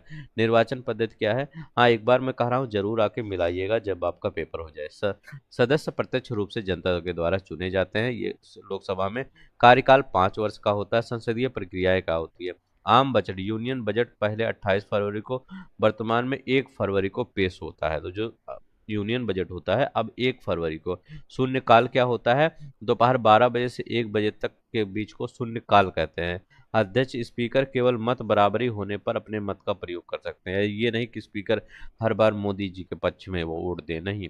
जब मत बराबर हो जाएगा, मान लीजिए विपक्ष का है, ये विपक्ष का और ये पक्ष का, तो ये दोनों का मत क्या होगा? बराबर हो गया, तो एक आ जाएगा वोट। किसका आ जाएगा? लोकसभा अध्यक्ष का। महिला सदस्य के लिए विशेष आरक्षण नहीं है। तो याद रख लेंगे यहाँ महिला सदस्य के लिए विशेष आरक्षण नहीं है कि महिला आएंगे तो इनको भी एक कोट मिल जाएगा, नहीं। राज्यसभा की बात करें, संख्या मेंबर अधिकतम 250 होते हैं। 12 सदस्य राष्ट्रपति द्वारा विशेष अनुभव रखने वाले मनोनीत किए जाते हैं। कार्यकाल इसमें कितना होता है? 6 वर्ष होता है। हर 2 वर्ष में 1/3 सदस्य सेवानिवृत्त होते हैं। ठीक है, अन्य महत्वपूर्ण तथ्य देखते हैं करें। इंदिरा गांधी, इंदिरा गांधी प्रधानमंत्री बनी थी, राष्ट्रपति थे डॉक्टर सर्वपल्ली राधाकृष्णन। ये अच्छा इंपॉर्टेंट पॉइंट है कि जब इंदिरा गांधी प्रधानमंत्री बनी थे तो उस समय राष्ट्रपति कौन थे? डॉक्टर सर्वपल्ली राधाकृष्णन उस समय क्या थे? वो राष्ट्रपति थे। ठीक है, तो ये याद रख लेंगे। पहली बार जब इंदिरा गांधी प्रधानमंत्री बनी थी, तो पहली बार इंदिरा गांधी प्रधानमंत्री कब बनी थी? तो ये पहली बार इंदिरा गांधी जो प्रधानमंत्री बनी थी 24 जनवरी 1966 को। तो 24 जनवरी 1966 को प्रधानमंत्री बनी थी। उस समय जो राष्ट्रपति थे वो डॉक्टर सर्वपल्ली राधाकृष्णन थे। याद रख लेंगे, बहुत लोग ये नहीं लगाएंगे, सोचेंगे ये नहीं है, लेकिन ये ही थे। इनका कार्यकाल कब से कब था? 1962 से 67 तक भारत के राष्ट्रपति हुए थे। ठीक है, 62 से 67। और यहाँ पर कब? 1966 में क्या थे? ये राष्ट्रपति बनी थी इंदिरा गांधी। तो याद रख लेंगे, हो सकता है पूछ ले कि जब पहली बार इंदिरा गांधी प्रधानमंत्री बनी तो उस समय राष्ट्रपति कौन थे? तो डॉक्टर सर्वपल्ली राधाकृष्णन थे, ये याद रखेंगे। ठीक है, कुछ ऐसे ही क्वेश्चन आपके पेपर में बन जाता है तो आप टफ हो जाता है। ठीक है, हाल ही में संसद में PFRDA बिल पारित हुआ है, किसको? Pension fund regulation and development authority. ठीक है, तो लोकसभा और राज्यसभा की महिलाओं को कोई आरक्षण नहीं है। ठीक है, तो ये वाला है। राज्यसभा, भारतीय संविधान का अनुच्छेद 80 राज्यसभा की रचना और सदस्य संख्या का विवरण करता है। राज्यसभा के सदस्य र- राज्यसभा के सदस्य राज्य विधानसभाओं के निर्वाचन से सदस्यों और राष्ट्रपति द्वारा मनोनीत सदस्यों से आते हैं। ये याद रख लेंगे। नेक्स्ट देखते हैं यहाँ पर क्या करें संसदीय प्रणाली और कार्यपालिका। संसदीय सरकार की विशेषताएं क्या है? कार्यपालिका विधायिका के प्रति उत्तरदायी होता है। याद रख लेंगे, कार्यपालिका किसके प्रति उत्तरदायी होता है? विधायिका के प्रति। मंत्रिपरिषद तब तक अस्तित्व में रहती है जब तक लोकसभा के बहुत बहुमत का समर्थन प्राप्त हो। तो मंत्रिपरिषद तब तक समर्थन में रहती है जब तक लोकसभा के बहुमत का समर्थन प्राप्त होता है। ठीक है, तो ये याद रखिएगा। प्रधानमंत्री मंत्रिपरिषद का कार्यकाल लोकसभा के बहुमत पर निर्भर करता है। यहाँ पर देखते हैं यहाँ क्या करा है कि लोकसभा का अध्यक्ष का त्याग पत्र, यदि अध्यक्ष अपने कार्यकाल से पहले इस्तीफा देना चाहता है तो उपराष्ट्रपति को सौंपा जाता है। अंतर्राष्ट्रीय समझौते और कानून की बात करते हैं। अनुच्छेद 253 की अगर बात करते हैं, संसद को अंतर्राष्ट्रीय समझौते को लागू करने हेतु कानून बनाने का क्या है? ये अधिकार है। किसको? संसद को। नेक्स्ट देखते हैं यहाँ पर क्या करें लोकसभा की अगर हम बात करते हैं तो लोकसभा की बात करते हैं। लोकसभा चुनाव और दल, 2019 का चुनाव भारतीय जनता पार्टी ने सर्वाधिक सीटें हासिल की। विरोधी दल के रूप में केंद्रीय कर्म मंत्र का ये विरोध का दर्जा। ठीक है, संख्या, सदस्य संख्या और आरक्षण। लीडर ऑफ अपोजिशन कौन बनता है?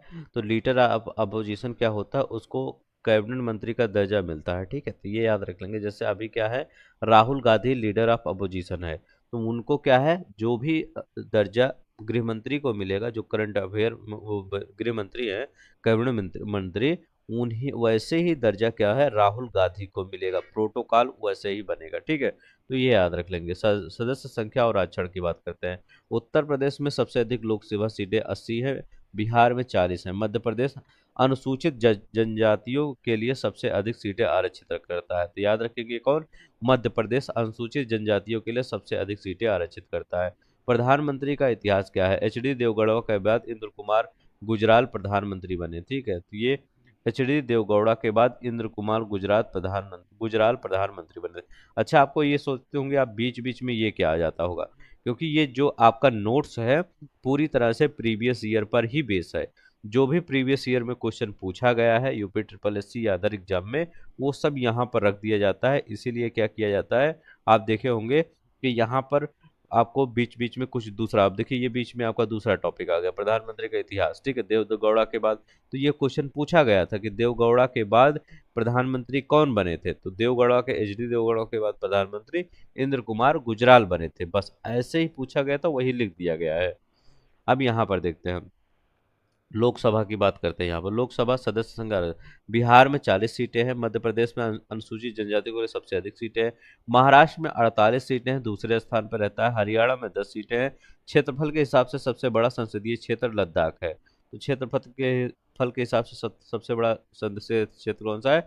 लद्दाख है। अध्यक्ष और उपाध्यक्ष, स्पीकर और डिप्टी स्पीकर की बात करते हैं तो कि लोकसभा अध्यक्ष सदस्यों को में से निर्वाचित किया जाता है। तो लोकसभा अध्यक्ष कौन होता है? वो सदस्यों में से ही निर्वाचित किया जाता है। अध्यक्ष और उपाध्यक्ष की अनुपस्थित सबसे वरिष्ठ सदस्य अध्यक्षता करता है। तो जो सबसे वरिष्ठ सदस्य होता है वो अध्यक्षता करता है, अध्यक्ष भी नहीं है उपाध्यक्ष भी नहीं है। स्वतंत्र भारत के प्रथम लोकसभा अध्यक्ष कौन थे? गणेश वासुदेव मावलंकर थे। दूसरे अध्यक्ष कौन थे? एम अनंत सेनम आयंगर थे। तो याद रखेंगे, ये मावलंकर, ये आयंगर है। ठीक है। करें वर्तमान अध्यक्ष कौन है? ओम बिरला है। प्रथम महिला स्पीकर कौन थी? मीरा कुमार, ये प्रथम महिला स्पीकर थी। स्पीकर को सदस्य के बहुमत से द्वारा हटाया जा सकता है, तो अगर स्पीकर सदस्य चाह लें तो स्पीकर हट जाएगा। ठीक है।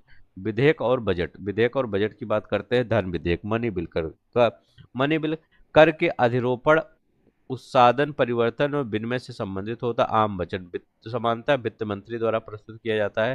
तो आम बजट किसके द्वारा प्रस्तुत किया जाता है? वित्त मंत्री द्वारा। रेलवे बजट 2016-17 तक अलग और 2017-18 से आम बजट के साथ प्रस्तुत किया जाता है। लोक लेखा समिति पीएससी के अध्यक्ष लोकसभा अध्यक्ष द्वारा मनोनीत किया जाता है। तो लोक लेखा समिति जो पीएससी के अध्यक्ष है, लोकसभा के द्वारा मनोनीत किए जाते हैं, लोकसभा अध्यक्ष के द्वारा। ठीक है। यहाँ पर देखते हैं,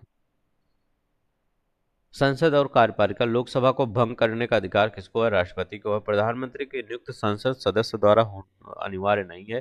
प्रधानमंत्री की नियुक्त संसद सदस्य अनिवार्य नहीं है, पर 6 माह के भीतर सदस्य बनना होगा।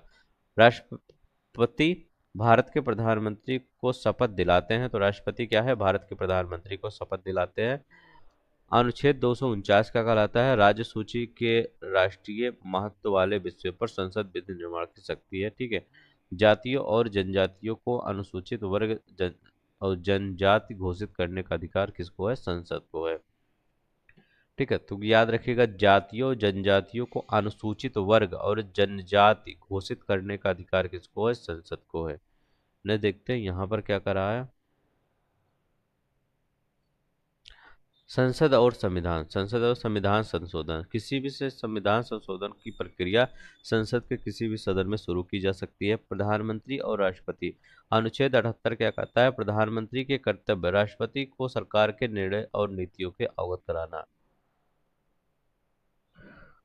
तो भारत के प्रधानमंत्री की आधिकारिक निवास 7 है, लोक कल्याण मार्ग, नई दिल्ली। ठीक है। लोकसभा और विपक्ष, लोकसभा विपक्ष के नेता को मान्यता लोकसभा अध्यक्ष द्वारा दिया जाता है। लोकसभा का कार्यकाल क्या होता है? आपातकाल के दौरान 1 वर्ष तक बढ़ाया जा सकता है।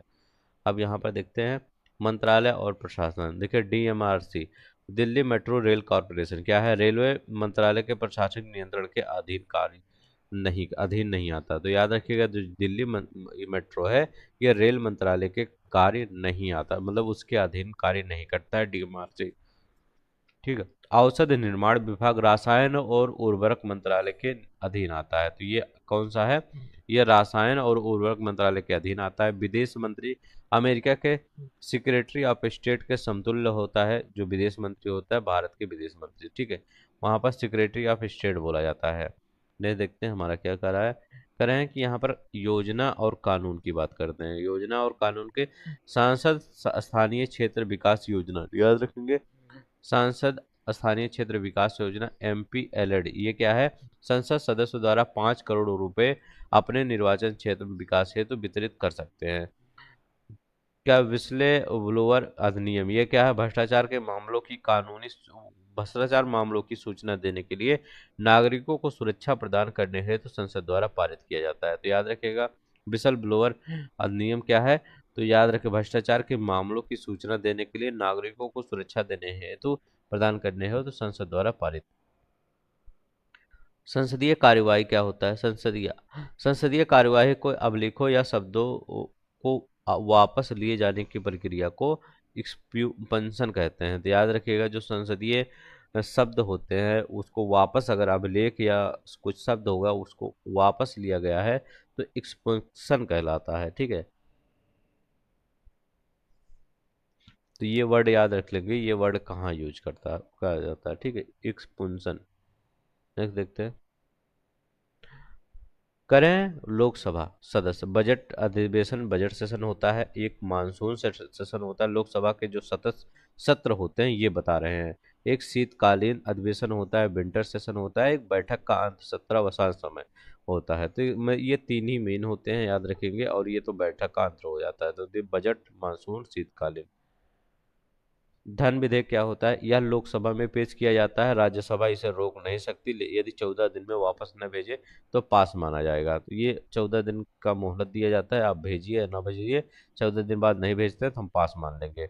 लोकसभा में हमेशा धन विधेयक मनी बिल प्रस्तुत होता है, राष्ट्रपति की पूर्व अनुमति आवश्यक होता है। तो नेक्स्ट देखते हैं यहाँ पर क्या है। मंत्रिपरिषद, काउंसिल ऑफ मिनिस्टर की बात करें, मंत्रिपरिषद के सदस्य कैबिनेट मंत्री होते हैं। तो याद रखिएगा, काउंसिल ऑफ मिनिस्टर मंत्रिपरिषद के सदस्य कौन होते हैं? कैबिनेट मंत्री होते हैं।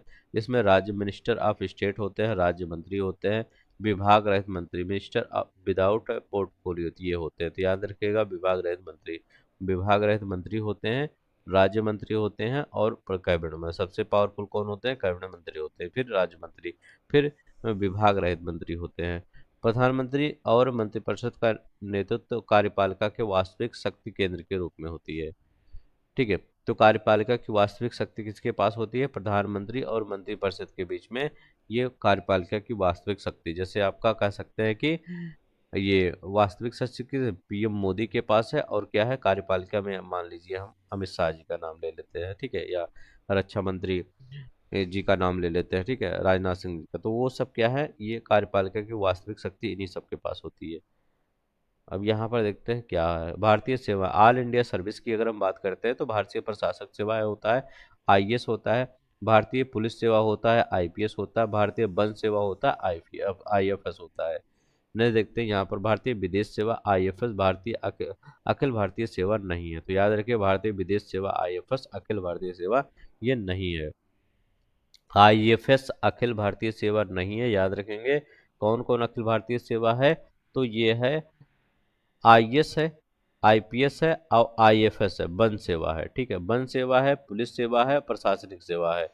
लेकिन आईएफएस, ठीक है, विदेश सेवा जो है, भारतीय विदेश सेवा अखिल भारतीय सेवा के अंतर्गत नहीं आता है। ये दोनों याद रखिएगा, एक आईएफएस अलग है, ठीक है, एक आईएफएस अलग है। एक यहाँ पर फॉरेस्ट जो वन से रिलेटेड है, ये विदेश से रिलेटेड है, ठीक है, ये विदेश वाला नहीं है और ये वाला है, ठीक है, दोनों ही याद रख लेंगे, नहीं तो हो सकता है कंफ्यूज हो जाए। तो यहाँ पर देखते हैं, देखिए छोटी छोटी बातों को मैं यहाँ पर जरूर याद करवा रहा हूँ, क्योंकि बड़ी बातें आपको पूरी तरह से याद होगी, छोटी ही बातें थोड़ा सा नहीं याद होती। संसद में शक्ति संतुलन, लोकसभा राज्यसभा की तुलना में अधिक शक्तिशाली होता है। तो क्या होता है संसद में शक्ति संतुलन? लोकसभा की तुलना में अधिक शक्तिशाली होता है। प्रधानमंत्री और विचारधारा की अगर हम बात करते हैं, तो यहाँ पर जवाहरलाल नेहरू समाजवाद की विचारधारा को बढ़ावा दिया है। पंडित जवाहरलाल नेहरू, अटल बिहारी वाजपेयी, लाल बहादुर शास्त्री प्रधानमंत्री बने थे। पर पंडित जवाहरलाल नेहरू, फिर अटल बिहारी, फिर लाल बहादुर शास्त्री, मतलब ये सब प्रधानमंत्री बने हैं, ठीक है, ऐसा नहीं कि इनके बाद ये बने हैं, ये प्रधानमंत्री बने हैं, जवाहरलाल नेहरू, अटल बिहारी वाजपेयी, लाल बहादुर शास्त्री, ठीक है। महात्मा गांधी प्रधानमंत्री नहीं बने हैं, तो याद रख लेंगे, महात्मा गांधी प्रधानमंत्री नहीं बने हैं। नेक्स्ट देखते हैं यहाँ पर क्या कह रहा है। क्या राज्यसभा और उप प्रधानमंत्री, पूर्व प्रधानमंत्री डॉक्टर मनमोहन सिंह असम से राज्यसभा के लिए निर्वाचन हुए थे। मतलब ये जो पूर्व प्रधानमंत्री हमारे हैं, ये असम से निर्वाचित हुए थे, बाद में राजस्थान से निर्वाचित हुए।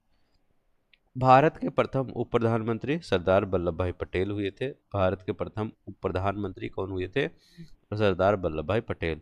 राज्यसभा और विधानसभा की अगर हम बात करते हैं, तो राज्यसभा अस्थायी सदन, इसे भंग नहीं किया जा सकता है। विधान परिषद भंग नहीं किया जा सकता है, इसे समाप्त किया जा सकता है, ठीक है। तो ये तो भंग नहीं किया जा सकता, बट इसको समाप्त नहीं किया जा सकता है, इसको भंग नहीं किया जा सकता, लेकिन इसको समाप्त किया जा सकता है। तो याद रख लेंगे, भंग दोनों को नहीं किया जा सकता है, लिखा गया है ना, भंग नहीं किया जा सकता, भंग नहीं किया जा सकता, लेकिन इसको समाप्त किया जा सकता है विधान परिषद। यहाँ पर देखते हैं, एंग्लो इंडियन समुदाय क्या था? पूर्व में राष्ट्रपति द्वारा 2 सदस्य लोकसभा के लिए मनोनीत कर सकते थे, लेकिन 104 संविधान संशोधन द्वारा इसको हटा दिया गया, ठीक है। अनुच्छेद 334 में इसमें संशोधन किया गया, याद रखेंगे, ठीक है। कौन सा संशोधन था? 104वां संशोधन था। इसमें संशोधन किया गया, अनुच्छेद 334 में संशोधन किया गया। यहाँ पर देखते हैं यहाँ क्या कर रहे हैं लोकसभा और विधानसभा में एंग्लो इंडियन सदस्यों के नामांकन की व्यवस्था की समाप्त हो गई। ठीक है, ये कह रहा है संसदीय शिष्टाचार पार्लियामेंट्री डोकरम मतलब डोकरम। ठीक है, तो पार्लियामेंट्री डोकरम जो होता है ये क्या होता है? सदन में किसी सदस्य को बोलने से रोकना या किसी अन्य को बोलने देना शिष्टाचार कहलाता है, जिसे डिकोरम कहते हैं। कहते नहीं, वहां पर डिकोरम मेंटेन करना चाहिए। ठीक है, तो ये याद रख लेंगे, सदन के किसी सदस्य को बोलने से रोकना, अन्य किसी सदस्य को बोलने देना। बजट पेश करना क्या कहलाता है? बजट पेश करना, केंद्र सरकार का बजट है, लोकसभा में प्रस्तुत किया जा सकता है। ठीक है, लोकसभा और राज्यसभा वर्तमान में भारत की एक 18वीं लोकसभा है। तो वर्तमान में भारत की कौन सी 18वीं लोकसभा है? 18वीं लोकसभा के गठन के बाद भारत के गृह मंत्री कौन हुए थे? अमित शाह हुए थे। राज्यसभा के पहले सभापति डॉक्टर एस राधाकृष्णन हुए थे। लोकसभा के प्रति बैठक का प्रथम घंटा प्रश्नकाल क्वेश्चन आवर कहलाता है। क्या करा है? मंत्रिपरिषद और संसदीय नियंत्रण, संसद मंत्रिपरिषद एवं वास्तविक कार्यकारिणी पर नियंत्रण रखने के लिए संसदीय तंत्र का प्रयोग करती है। इनमें से एक है स्थगन परिलय, एडजॉर्नमेंट मोशन होता है। ठीक है, केंद्रीय मंत्रियों के वेतन और भत्ते संसद द्वारा निर्धारित होते हैं। तो केंद्रीय मंत्री को वेतन और भत्ते किसके द्वारा निर्धारित होते हैं? संसद के द्वारा निर्धारित किए जाते हैं। यहाँ पर देखते हैं प्रधानमंत्री चौधरी चरण सिंह, ठीक है, लोकसभा में अविश्वास प्रस्ताव के सामना होने से पहले पद त्याग दिए थे। तो याद रखिएगा भारतीय प्रधानमंत्री चौधरी चरण सिंह क्या हुए थे? लोकसभा में जो अविश्वास प्रस्ताव था उसका सामना होने से पहले क्या हुए थे? ये त्याग पत्र दिए थे। ठीक है, और ये केंद्रीय मंत्रियों के वेतन भत्ते संसद द्वारा निर्धारित होते हैं। नेक्स्ट देखते हैं यहाँ पर क्या है। संसदीय और विधायी तथ्य क्या है? प्रसार मीडिया क्या होता है? सरकार का अंग नहीं है। तो याद रखिएगा प्रसार माध्यम सरकार का अंग नहीं है। संसद द्वारा पारित कोई विधेयक राष्ट्रपति सुधार नहीं सकते हैं, केवल स्वीकृत असिस्ट देना होता है। ठीक है, भारतीय संविधान संशोधन की अनुमति सदन को है, संसद को है। संविधान सभा का निर्णय, सभी निर्णय आम सहमति के लिए गए हैं। तो संविधान सभा के लिए निर्णय है, सभी निर्णय आम सहमति से लिए गए हैं, ये याद रखेंगे। ने देखते हैं राष्ट्रपति और राज्यपाल की बात करते हैं। राष्ट्रपति राज्यों के राज्यपालों की नियुक्ति करते हैं। राज्यपाल राष्ट्रपति के पश्चात पर्यंत पद धारण करते हैं। राज्यपाल क्या हो? उच्च न्यायालय के मुख्य न्यायाधीश पद और गोपनीयता की शपथ ग्रहण करवाते हैं। तो राज्यपाल उच्च न्यायालय के मुख्य न्यायाधीश पद और गोपनीयता की शपथ ग्रहण करवाते हैं। सरोजिनी नायडू स्वतंत्र भारत के प्रथम महिला राज्यपाल हैं, उत्तर प्रदेश की राज्यपाल बनी हैं। तो सरोजिनी नायडू स्वतंत्र भारत की प्रथम राज्यपाल और उत्तर प्रदेश की राज्यपाल बनी है। राज्यों के राज्यपालों के पास क्षमा की शक्ति प्रीडोइंग पावर भी होती है। तो याद रखेंगे राज्यों के राज्यपाल के पास क्षमा की शक्ति भी होती है। सरोजिनी नायडू प्रथम महिला राज्यपाल। ठीक है, राज्यपाल उच्च न्यायालय के मुख्य न्यायाधीश का पद और गोपनीयता की शपथ करवाते हैं। ये सपने देखते हैं यहाँ पर राज्य की मंत्रिपरिषद और मुख्यमंत्री। राज्य के मंत्रिपरिषद उसका प्रमुख है मुख्यमंत्री होता है। तो याद रखिएगा राज्य के मंत्रिपरिषद प्रमुख कौन? मुख्यमंत्री होता है। मुख्यमंत्री की नियुक्ति संबंधित राज्य के राज्यपाल द्वारा की जाती है। राज्य विधानसभा का सदस्य बने बिना कोई व्यक्ति अधिकतम 6 माह के लिए राज्य मंत्रिपरिषद का सदस्य बन सकता है। नेक्स्ट देखते हैं यहाँ पर क्या विशेष तथ्य। चंडीगढ़ दो राज्यों पंजाब और हरियाणा की राजधानी है। तो चंडीगढ़ क्या है? दो राज्यों पंजाब और हरियाणा की राजधानी है। यहाँ पर देखते हैं कर राज्य विधानमंडल में निर्वाचित होने के लिए न्यूनतम आयु 25 वर्ष होनी चाहिए। तो याद रखेंगे राज्य विधानमंडल लेजिस्लेटिव असेंबली के लिए निर्वाचित होने के लिए कितनी उम्र होनी चाहिए? 25 वर्ष होनी चाहिए। राज्य विधानसभा का सामान्य कार्यकाल 5 वर्ष होता है। विशेष परिस्थितियों में राज्यपाल विधानसभा भंग कर सकते हैं। तो याद रखेंगे विशेष परिस्थितियों में क्या होता है? राज्यपाल विधानसभा को क्या कर सकते हैं? भंग कर सकते हैं। यहाँ पर देखते हैं कहते हैं राज्य की कार्यपालिका शक्ति राज्यपाल के पास होती है। तो राज्यपाल की कार्यपालिका किसके पास होती है? राज्यपाल के प्रति होती है। यदि कोई संसद सदस्य राज्यपाल की नियुक्त होता है तो पद ग्रहण की तारीख से विधानसभा में उसकी सीट रिक्त मानी जाती है। राज्यपाल द्वारा जारी अध्यादेश विधानसभा द्वारा 6 सप्ताह के भीतर अनुमोदित होना आवश्यक है। ठीक है, नहीं देखता है विधान परिषद लेजिस्लेटिव। भारत के 6 राज्यों में विधान परिषद है। कहाँ कहाँ पर? उत्तर प्रदेश में विधान परिषद है, आंध्र प्रदेश में, कर्नाटक में है, महाराष्ट्र में, बिहार में है और तेलंगाना में। तो यहाँ यहाँ क्या है? यहाँ यहाँ विधान परिषद है। तो उत्तर प्रदेश याद रखेंगे, उत्तर प्रदेश, आंध्र प्रदेश, कर्नाटक आपका याद रख लेंगे, महाराष्ट्र याद रखेंगे विधान परिषद, बिहार याद रख लेंगे और तेलंगाना यहाँ विधान परिषद है। संसद किसी राज्य में विधान परिषद का गठन या समाप्ति कर सकती है यदि राज्य की विधानसभा मांग करती है। ये याद रखेंगे। यहाँ देखते हैं यहाँ क्या कर रहे हैं, यहाँ कर रहे हैं राज्य संघ राज्य क्षेत्र यूनियन टेरिटरी के प्रशासन राष्ट्रपति द्वारा नियुक्त उपराज्यपाल प्रशासन के अधीन कार्य करता है। अनुच्छेद 160 कर आकस्मिकता में राज्यपाल के कृत्यों का निर्वहन राष्ट्रपति द्वारा किया जाता है। तो याद रखिएगा आकस्मिकता में राज्यपाल के कृत्यों का निर्वहन किसके द्वारा किया जाता है? राष्ट्रपति के द्वारा। मणिपुर संघ शासित प्रदेश नहीं है। तो मणिपुर क्या है? एक संघ शासित प्रदेश नहीं है आपका। राज्य और जिलों में तथ्य। गुजरात में 33 जिले हैं। याद हरियाणा में कितने हैं? 90 सीटें हैं। तो गुजरात में 33 जिले हैं, हरियाणा में 90 सीटें हैं। ये सब क्वेश्चन इसी प्रकार से आया हुआ है, ठीक है। अब देखिए राज्य लोक सेवा आयोग राज्यों की नियुक्त राज्यपाल द्वारा होती है। राज्य लोक सेवा आयोग सदस्यों की जो नियुक्त होती है वो किसके द्वारा होती है? राज्यपाल के द्वारा होती है। बम्बई का नाम 1995 में मुंबई रखा गया। तो बम्बई का नाम कब रखा गया? 1995 में। तो 1995 में क्या रखा गया? मुंबई रखा गया। बिहार के वर्तमान मुख्यमंत्री कौन है? बिहार के वर्तमान मुख्यमंत्री नीतीश कुमार हैं। राज्यपाल बनने के लिए न्यूनतम आयु कितनी चाहिए? तो 35 वर्ष राज्यपाल बनने के लिए न्यूनतम आयु चाहिए। मिजोरम क्या है? 20 फरवरी 1927 को राज्य बना। तो मिजोरम क्या है? 20 फरवरी 1987 को यह राज्य बना है। अनुच्छेद 371 नागालैंड राज्य के लिए विशेष प्रावधान किया गया है। तो नागालैंड राज्य के लिए क्या किया गया है? अनुच्छेद 371 तो इसमें क्या है? नागालैंड के लिए विशेष प्रावधान किया गया है। संविधान की मशीनरी बिगड़ने पर राज्यपाल राष्ट्रपति को राष्ट्रपति शासन लागू करने की अनुशंसा कर सकते हैं। तो याद रखेंगे राष्ट्रपति शासन लागू करने की अनुशंसा कर सकते हैं। राज्यपाल राष्ट्रपति को राष्ट्रपति शासन लागू करने की अनुशंसा कर सकते हैं।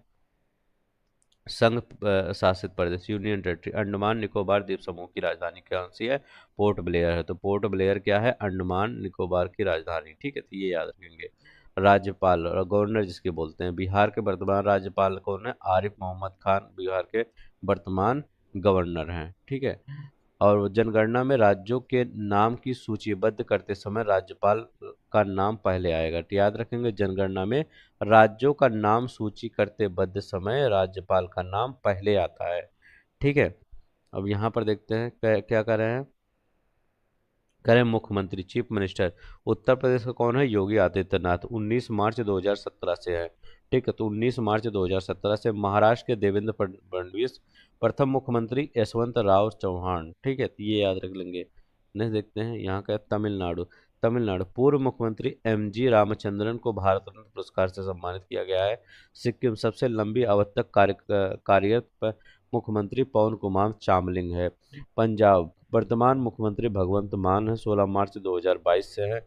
पश्चिम बंगाल ये वर्तमान सरकार तृणमूल कांग्रेस है, ठीक है। तो पश्चिम बंगाल में वर्तमान सरकार तृणमूल कांग्रेस। विधानसभा लेजिस्लेटिव असेंबली की बात करते हैं। असम विधानसभा कुल सदस्य संख्या कितना है? 126 है। तो याद रखिएगा असम विधानसभा में कितने सदस्य हैं? 126 है, ठीक है। उत्तर प्रदेश विधानसभा में सर्वाधिक संख्या है। बिहार विधानसभा में कुल सदस्य संख्या 243 है। विधान परिषद सदस्य बनने की न्यूनतम आयु 30 वर्ष है। तो विधान परिषद सदस्य बनने की न्यूनतम आयु चाहे राज्यसभा की बात करें चाहे विधान परिषद, ये 30 वर्ष की ही होती है, ठीक है। यहाँ करें शिक्षा संबंधी प्रावधान 350 ये कहता है राज्य सरकार यह सुनिश्चित करे कि प्राथमिक शिक्षा के स्तर पर बच्चों को उनकी मातृभाषा में अध्ययन कराने की सुविधा मिले, ठीक है। ये कहलाता है। वित्तीय प्रावधान क्या कहलाता है? राज्य की आकस्मिकता कंटिजेंसी फंड का संचालन कौन करता है? राज्यपाल करता है। राज्य के लिए वित्त आयोग का गठन राज्यपाल द्वारा अनुच्छेद 243 झा में कहा गया है। तो राज्य के लिए वित्त आयोग का गठन राज्यपाल द्वारा अनुच्छेद 243 झा में। ये इंपॉर्टेंट क्वेश्चन है, ये याद रख लेंगे। राज्य के लिए वित्त आयोग का गठन 243 झे में। धन विधेयक मनी बिल का दर्जा विधानसभा के अध्यक्ष द्वारा है, ठीक है। मनी बिल का दर्जा विधानसभा अध्यक्ष देता है कि यह मनी बिल है या मनी बिल नहीं है, याद रखेंगे मुख्यमंत्री। सबसे लंबा कार्यकाल मुख्यमंत्री कौन है? शीला दीक्षित है। ठीक है। राज्य की राजधानी याद है जम्मू कश्मीर, श्रीनगर ग्रीष्म राजधानी है, जम्मू कश्मीर क्या है? शीतकालीन राजधानी है। ठीक है, ये याद रखेंगे। कह रहे हैं राज्य के विधिक अधिकारी क्या है? राज्य महाधिवक्ता, एडवोकेट जनरल। नियुक्त किसके द्वारा होता है? राज्यपाल के द्वारा। तो राज्य महाधिवक्ता की नियुक्त किसके द्वारा होता है? ये राज्यपाल के द्वारा होता है। पद धारण राज्यपाल के प्रसाद तक ये पद धारण करते हैं। राज्य का प्रथम विधिक अधिकारी होता है, याद रखिएगा, विधानसभा सत्र। विधानसभा सत्र याद रखिएगा, विधानसभा का सत्रावसान राज्यपाल के आदेश द्वारा होता है। तो विधानसभा का सत्रावसान राज्यपाल के आदेश द्वारा होता है, याद रख लेंगे। सर्वोच्च न्यायालय, करें सर्वोच्च न्यायालय की बात है। मुख्य न्यायाधीश सीजीआई और न्यायाधीशों की नियुक्त राष्ट्रपति द्वारा होता है। तो याद रखेंगे सर्वोच्च न्यायालय, सुप्रीम कोर्ट ऑफ इंडिया। मुख्य न्यायाधीश सीजीआई और न्यायाधीशों की नियुक्ति किसके द्वारा होता है? राष्ट्रपति के द्वारा होता है। न्यायाधीश बनने की न्यूनतम योग्यता क्या है? किसी एक या दो से अधिक उच्च न्यायालयों में 5 वर्ष तक न्यायाधीश रहें, या क्या करना, उच्च न्यायालयों में लगातार 10 वर्ष तक वकालत करते। यही दो आपका न्यायाधीश बनने की वो होती है, योग्यता होती है। ठीक है। और ये देखिए, न्यायिक समीक्षा, जुडिशियल रिव्यू सर्वोच्च न्यायालय को प्राप्त है। तो जुडिशियल रिव्यू किसको प्राप्त है? सर्वोच्च न्यायालय को प्राप्त है। न्यायाधीशों की सेवानिवृत्ति 65 वर्ष होती है। तो याद रखें क्या है? ये सर्वोच्च न्यायालय की हम बात कर रहे हैं, जितना भी पॉइंट है ये सर्वोच्च न्यायालय से रिलेटेड है। चाहे सीजीआई और न्यायाधीशों की नियुक्ति राष्ट्रपति द्वारा हो, या न्यायाधीशों की योग्यता हो, 5 वर्ष न्यायाधीश रहा हो, अगर किसी उच्च न्यायालय में 5 वर्ष न्यायाधीश रहा हो, या उच्च न्यायालय में 10 वर्ष कार्यरत हो। न्यायिक समीक्षा, तो याद रखिएगा जुडिशियल सर्वोच्च न्यायालय को न्यायाधीशों की संख्या जो सेवानिवृत्त 65 वर्ष है। मुख्य न्यायाधीश, अन्य न्यायाधीशों का वेतन 2018 के अधिनियम के अनुसार मुख्य न्यायाधीश का वेतन क्या है? 2,80,000 रुपया है। और अन्य न्यायाधीश का वेतन कितना है? 2,50,000 रुपया वेतन, ये याद रख लीजिए। ठीक है। प्रथम महिला न्यायाधीश, तो प्रथम महिला न्यायाधीश कौन थी? फातिमा बीबी थी प्रथम महिला न्यायाधीश। प्रथम महिला मुख्य न्यायाधीश सीजीआई कौन थी? लीला सेठ, प्रथम महिला मुख्य न्यायाधीश। उच्च न्यायालय और सर्वोच्च न्यायालय में जनहित याचिका पीआईएल दायर की जा सकती है। तो याद रखिएगा, उच्च न्यायालय और सर्वोच्च न्यायालय में जनहित याचिका पीआईएल दायर की जा सकती है। सर्वोच्च न्यायालय क्यू वारंटो याचिका जारी कर सकता है, ताकि कोई व्यक्ति अवैध रूप से लोक पद धारण ना करे। ठीक है, ये याद रख लेंगे। उच्च न्यायालय की हाई कोर्ट की बात करते हैं। न्यायाधीश की नियुक्ति राष्ट्रपति द्वारा होती है। तो न्यायाधीश की नियुक्ति क्या होती है? यह राष्ट्रपति के द्वारा होती है। मुख्य न्यायाधीश की नियुक्ति राष्ट्रपति द्वारा होती है। शपथ राज्यपाल से होती है। न्यायाधीशों की सेवानिवृत्ति 62 वर्ष होती है। तो न्यायाधीशों की सेवानिवृत्ति क्या होती है? 62 वर्ष होती है। न्यायाधीश का साधारण सेवानिवृत्ति के बाद वकालत, जिस उच्च न्यायालय में न्यायाधीश थे वहाँ नहीं अन्य उच्च न्यायालय में, सर्वोच्च न्यायालय में कर सकते हैं। तो ये याद रख लेंगे। अब शपथ किसके द्वारा किया जाता है? मुख्य न्यायाधीश के, राज्यपाल के द्वारा। ये क्वेश्चन आया हुआ है, सभी क्वेश्चन लगभग आए हुए हैं। ठीक है। देखिए, ये दोनों अलग अलग चीजें। यहाँ पर नियुक्त की जब बात करते हैं, तो नियुक्त राष्ट्रपति के द्वारा किया जाता है उच्च न्यायालय के न्यायाधीश को। लेकिन अगर हाँ, अगर इसको शपथ कौन दिलवाता है? तो शपथ राज्यपाल दिलवाता है। तो याद रखेंगे, वहां से ऊपर से नियुक्त कर दिए जाते हैं, तो फिर जब राज्य में आते हैं तो यहाँ राज्यपाल शपथ दिलवा देते हैं। अब राष्ट्रपति चल के थोड़ी आएंगे राज्यपाल यहाँ राज्य में, कि चलते हैं हम आपको वहाँ शपथ दिलवा देते हैं, ऐसा नहीं। ऐसे याद कर लीजिएगा। क्या है, राष्ट्रपति जो होते हैं वो वहाँ पर बता देते हैं आप राज्य वहाँ के न्यायाधीश बनने वाले हैं, मुख्य न्यायाधीश, और वहाँ पर राज्यपाल आपको शपथ दिलवा देंगे, बस। न्यायाधीश का स्थान और सेवानिवृत्ति के बारे तो बता ही दिया। संघ राज्य क्षेत्रों के साझा उच्च न्यायालय।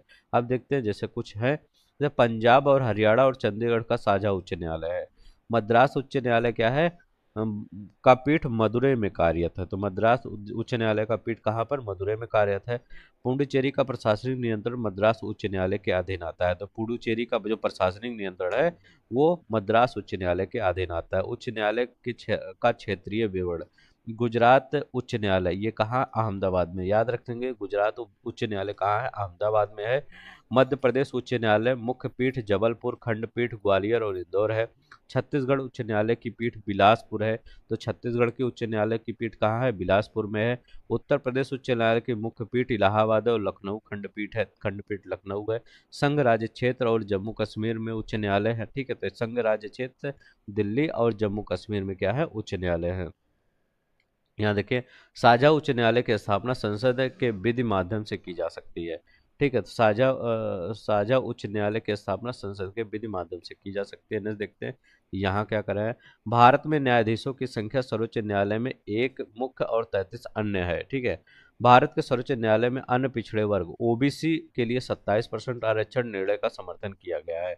लोक अदालतें, जो लोक अदालतें होते हैं, अध्यक्षता वाली जिला न्यायाधीश करता है। तो अध्यक्षता कौन करता है? जिला न्यायाधीश लोक अदालत, डिस्ट्रिक्ट कोर्ट जो होता है। उच्च न्याय, हाई कोर्ट के विशेष तथ्य और अगर हम देखते हैं, प्रथम महिला मुख्य न्यायाधीश लीला सेठ थी। लोकसभा उच्च न्यायालय का प्रादेशिक अधिकार क्षेत्र अंडमान और निकोबार द्वीप समूह है।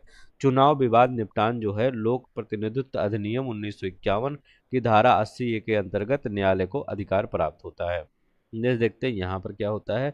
यहाँ करें पंचायती राज और स्थानीय प्रशासन, लोकल गवर्नमेंट। यहाँ से क्वेश्चन बनता है। संवैधानिक दर्जा, 73वें संविधान संशोधन अधिनियम 1992 के तहत ग्रामीण पंचायती राज को संवैधानिक दर्जा भाग 9 में आता है। तो याद रखेंगे, 73वां जो संविधान संशोधन है अधिनियम 1992 कहलाता है ग्रामीण ग्रामीण पंचायती राज को संवैधानिक दर्जा भाग 9 के अंतर्गत। तो भाग भी याद रख लेंगे, और 73वां संविधान संशोधन 1992। 74वां संविधान संशोधन 1992 नगरीय स्थानीय प्रशासन को संवैधानिक दर्जा मिला है, भाग 9 का कहलाता है। यहाँ पर देखते हैं क्या करा है। करें त्रिस्तरीय पंचायती राज, करें ग्राम पंचायत, ग्राम स्तर पर क्षेत्र पंचायत या पंचायत समिति, ब्लॉक स्तर पर जिला पंचायत, जिला स्तर पर होता है। तो याद रखिए, ग्राम पंचायत ग्राम स्तर पर होता है, क्षेत्र पंचायत या पंचायत समिति ब्लॉक स्तर पर होता है, जिला पंचायत जिला स्तर या सर्वोच्च स्तर पर होता है। नेक्स्ट देखते हैं यहाँ पर क्या कहलाता है। इतिहास और प्रारंभ की बात करते हैं। 2 अक्टूबर 1959 को तत्कालीन प्रधानमंत्री जवाहरलाल नेहरू ने राजस्थान के नागौर जिले से पंचायती राज का उद्घाटन किया। तो राजस्थान का कौन था? नागौर जिला था, 2 अक्टूबर 1959 को। पंचायती राज का उद्देश्य क्या? प्रजातंत्र का केंद्रीकरण। ये सबसे ज्यादा क्वेश्चन यही पूछा जाता है यहाँ पर कि इसका उद्देश्य क्या होता है। तो ये विकेंद्रीकरण होता है। स्थानीय स्वशासन और जन भागीदारी इसका होता है। सुपरविजन और चुनाव, क्या है? सुपरविजन और चुनाव करें। यदि पंचायत का विघटन होता है तो 6 माह के भीतर नए चुनाव आयोजित करना अनिवार्य है। नागालैंड में पंचायती राज व्यवस्था नहीं है। तो याद रख लेंगे क्या है, नागालैंड में पंचायती राज व्यवस्था नहीं है। यदि पंचायत का विघटन होता है तो 6 माह के भीतर चुनाव आयोजित करना अनिवार्य है। नगरीय स्थानीय चुनाव, नगर निगम प्रधान मेयर होता है, नगर पालिका नगर पंचायत स्थानीय शहरी स्थानीय प्रशासन। याद रखेंगे क्या है, शहरी स्थानीय प्रशासन। यहाँ पर देखते हैं क्या है। यहाँ क्या कर रहे हैं,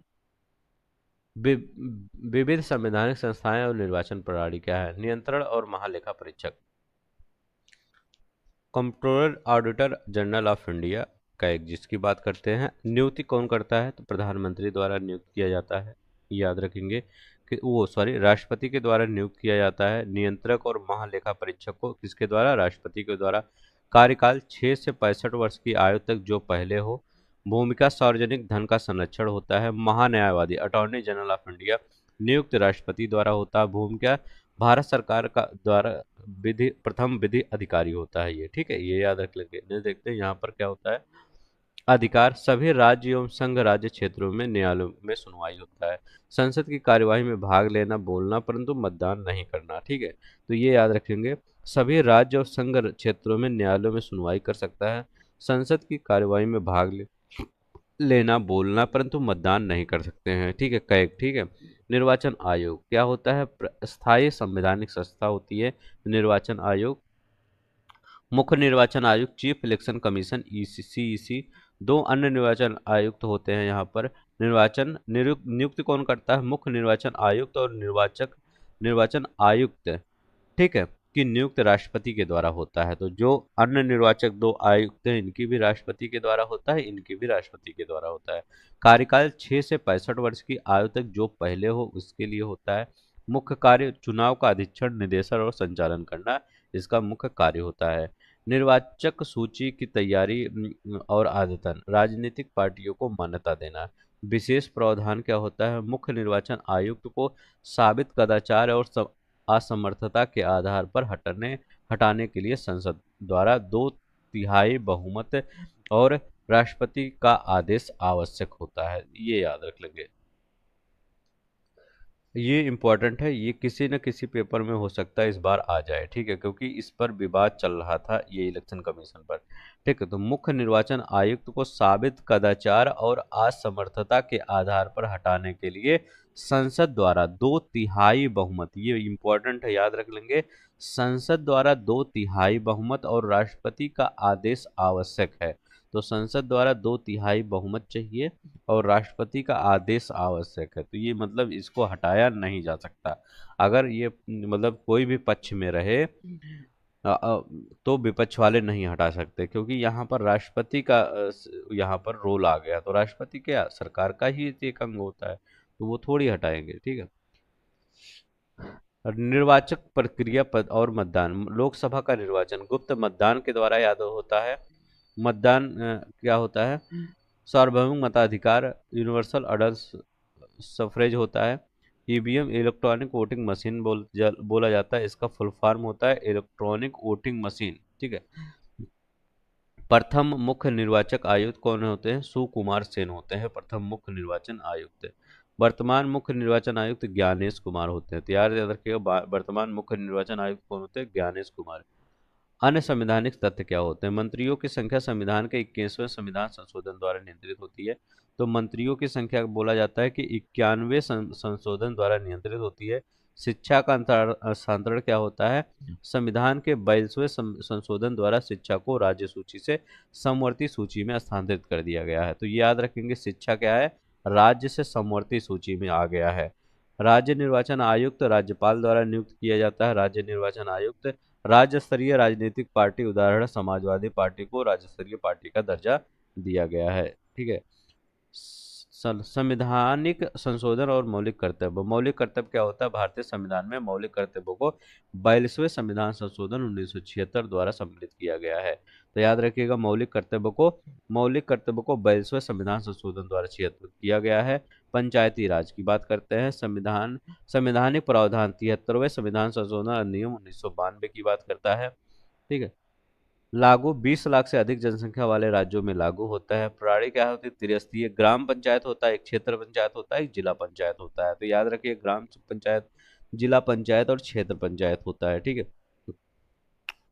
अब यहाँ पे कह रहे हैं विशेष प्रावधान क्या होता है, यदि पंचायत का विघटन होता है तो 6 माह के भीतर चुनाव कराए जाते हैं, ठीक है। तो अगर पंचायत का विघटन होता है तो 6 माह के भीतर चुनाव कराए जाते हैं। नागालैंड में पंचायती राज व्यवस्था सम्मिलित नहीं है, तो नागालैंड में क्या है, पंचायती राज व्यवस्था नहीं है। त्रिस्तरीय पंचायती राज में जिला परिषद सर्वोच्च स्थान रखता है, तो जिला परिषद जो होता है वो सर्वोच्च स्थान रखता है। उद्देश्य स्वशासन और पंचायतंत्र विकेंद्रीकरण होता है। नगर निगम का मुख्य कौन होता है, तो नगर निगम का मुख्य क्या होता है, मेयर कहलाता है। जैसे आपने इलाहाबाद नगर निगम देखे होंगे, वहाँ मेयर होता है, जो छोटे होते हैं वहाँ चेयरमैन होते हैं, ठीक है। संवैधानिक अनुसूचियों में भाषाएं, 92 संविधान संशोधन द्वारा 8वीं अनुसूची में बोडो हो गया, डोंगरी हो गया, मैथिली हो गया, संथाली हो गया भाषाओं को शामिल किया गया। तो ये 2003 में, तो 2003 में कौन सा किया गया, यहाँ पर बोडो शामिल किया गया, डोगरी शामिल किया गया, मैथिली शामिल किया गया और संथाली शामिल किया गया, ये याद। 10वीं अनुसूची क्या होती है, दल बदल विरोधी कानून इसमें था। 11वीं अनुसूची पंचायती राज की शक्ति, प्राधिकरण और जिम्मेदारियों का उल्लेख किया गया है। संघ सूची और राज्य सूची के विषय में देखते हैं। केंद्र सूची, केंद्र सूची में क्या आता है, संचार, नागरिकता, बैंकिंग, डाकतार, ये तो आ ही गया है। सिंचाई आता है राज्य सूची में, कानून व्यवस्था, कृषि सबसे ज्यादा पूछाता है, कृषि, तो कृषि किस में आता है, यह राज्य सूची का विषय है। समवर्ती सूची का विषय कौन सा है, वन जंगल आपका समवर्ती सूची का विषय हो गया है, ठीक है। विशेष नियम क्या होता है, खाद्यान्नों और तेल में श्रम और सुरक्षा संघ सूची में आते हैं, तो खाद्यान्नों और तेल क्षेत्रों में श्रम और सुरक्षा संघ किस पे, संघ सूची में आते हैं। संविधान यहाँ पर देखते हैं, यहाँ का रहा संविधान की अनुसूची, 8वीं अनुसूची भाषाओं से संबंधित है, उदाहरण जैसे बोडो, डोंगरी, संथाली शामिल किया गया। अंग्रेजी इसमें सूचीबद्ध नहीं है, तो याद रखिएगा, इसमें 8वीं अनुसूची में अंग्रेजी भाषा सूचीबद्ध नहीं है। 248 अनुच्छेद 248 क्या कहता है, यहाँ पे कह रहा है शक्तियाँ संघ के पास होती है, अवशिष्ट शक्तियाँ, तो ये जो जैसे कोई भी, जैसे एआई आया, मान लीजिए एआई एक अवशिष्ट शक्ति है, तो ये किस में रखा जाएगा, तो ये संघ सूची में रखा जाएगा। और ये कहाँ कहा गया, 248 में कहा गया। राजधानियां, ईटानगर, अगरतला, गंगटोक राज्य की राजधानी है। तो ईटानगर, अगरतला, गंगटोक ये किसकी राजधानी है, राज्य की राजधानी है। गुवाहाटी किसी राज्य की राजधानी नहीं है। तो गुवाहाटी क्या है, ये किसी राज्य की राजधानी नहीं है। वित्तीय प्रावधान और समिति, कंसोलिडेटेड फंड ऑफ इंडिया सरकारी क्रियाकलापों के लिए करों या अन्य राजस्व को जमा किए जाते हैं। तो सरकारी क्रियाकलापों के लिए करों और अन्य राजस्व को जमा किया जाता है। चलैया समिति, चलैया समिति क्या है, वित्तीय क्षेत्रों में सुधार हेतु सुझाव देती है चलैया समिति। ठीक है, वित्तीय क्षेत्र से संबंधित है। कह रहे हैं कि राजनीतिक और प्रशासन की बात करते हैं। तो राजनीतिक और प्रशासन की अगर हम बात करते हैं तो प्रधानमंत्री राष्ट्रीय Ekta Parishad, national integration council के अध्यक्ष होते हैं। तो राष्ट्रीय एकता परिषद के अध्यक्ष कौन होते हैं, ये प्रधानमंत्री होते हैं। प्रकलन समिति, एस्टीमेट कमेटी क्या होती है, लोकसभा के 30 सदस्य इसमें होते हैं। राज्यसभा के सदस्य इसमें शामिल नहीं होते हैं, किसमें, एस्टीमेट कमेटी में। ठीक है, यहाँ पर नेक्स्ट देखते हैं। यहाँ पर कर अखिल भारतीय सेवाएं संसद द्वारा सृजित किया जाता है। योजना आयोग उपसभापति पूर्ण कार्यक होता था, जिसने कैबिनेट मंत्री का दर्जा प्राप्त था। तो योजना आयोग में पूर्व में जो था, अब नहीं है। ठीक है, अब तो नीति आयोग है। मानव अधिकार, तो मानव अधिकार की अगर हम बात करते हैं तो राष्ट्रीय मानव अधिकार एनएचआरसी, वर्तमान अध्यक्ष कौन है, न्यायमूर्ति बी सुब्रमण्यम यहाँ के मानव अधिकार आयोग के अध्यक्ष हैं। ठीक है, यहाँ पर देखते हैं डिस्क क्या कर रहा है हमारा। यहाँ हमारा कर रहा है सरकारीय समिति की बात करते हैं। तो सरकारीय समिति क्या है, ये मुख्य बिंदु क्या है। तो सरकारीय समिति के मुख्य बिंदु अगर हम देखते हैं तो यहाँ पर क्या है, सरकारीय समिति का जो मुख्य बिंदु है, ये उद्देश्य क्या है, केंद्र और राज्यों के बीच शक्तियों की जिम्मेदारियों और के विभाजन से उत्पन्न विवादों को सुलझाना। स्थापना कब हुआ था, 1983 में इसकी स्थापना हुई थी। सरकारीय समिति की रिपोर्ट 1988 में आई है। प्रमुख कार्य कौन से होते हैं, संघ और राज्यों के बीच नीति और प्रशासनिक मुद्दों पर समन्वय स्थापित करना है, आपसी विवाद का निष्पक्ष समाधान करना है, और ये क्या है, अनुशंसनाएं देना ताकि संवैधानिक और प्रशासनिक प्रक्रियाओं में सुधार हो सके। ठीक है, अब देखते हैं राष्ट्रीय ध्वज। राष्ट्रीय ध्वज के बारे में अगर देखते हैं, आकार और अनुपात क्या, आयताकार और लंबाई और चौड़ाई का अनुपात कितना है, 2:3:2 है। तो लंबाई और चौड़ाई का अनुपात कितना है, 3:2 है। ऊपरी भाग केसरिया भगवा साहस और त्याग का प्रतीक होता है। सफेद भाग क्या है, शांति और सच्चाई का प्रतीक होता है। और नीचे हरा क्या, उर्वरता, समृद्धि और जीवन का प्रतीक होता है, हरा वाला। ठीक है, नेक्स्ट देखते हैं हमारा क्या है, चक्र। मध्य में नीला अशोक चक्र है, 24 तीलियों वाला है, यह सारनाथ स्तंभ से लिया गया है। अर्थ क्या होता है, न्याय, प्रगति और गतिशीलता और शांतिपूर्ण परिवर्तन का प्रतीक होता है। निर्माता पिंगली वेंकैया ने ध्वज तैयार किया था। तो पिंगली वेंकैया ने इसको ध्वज तैयार किया था।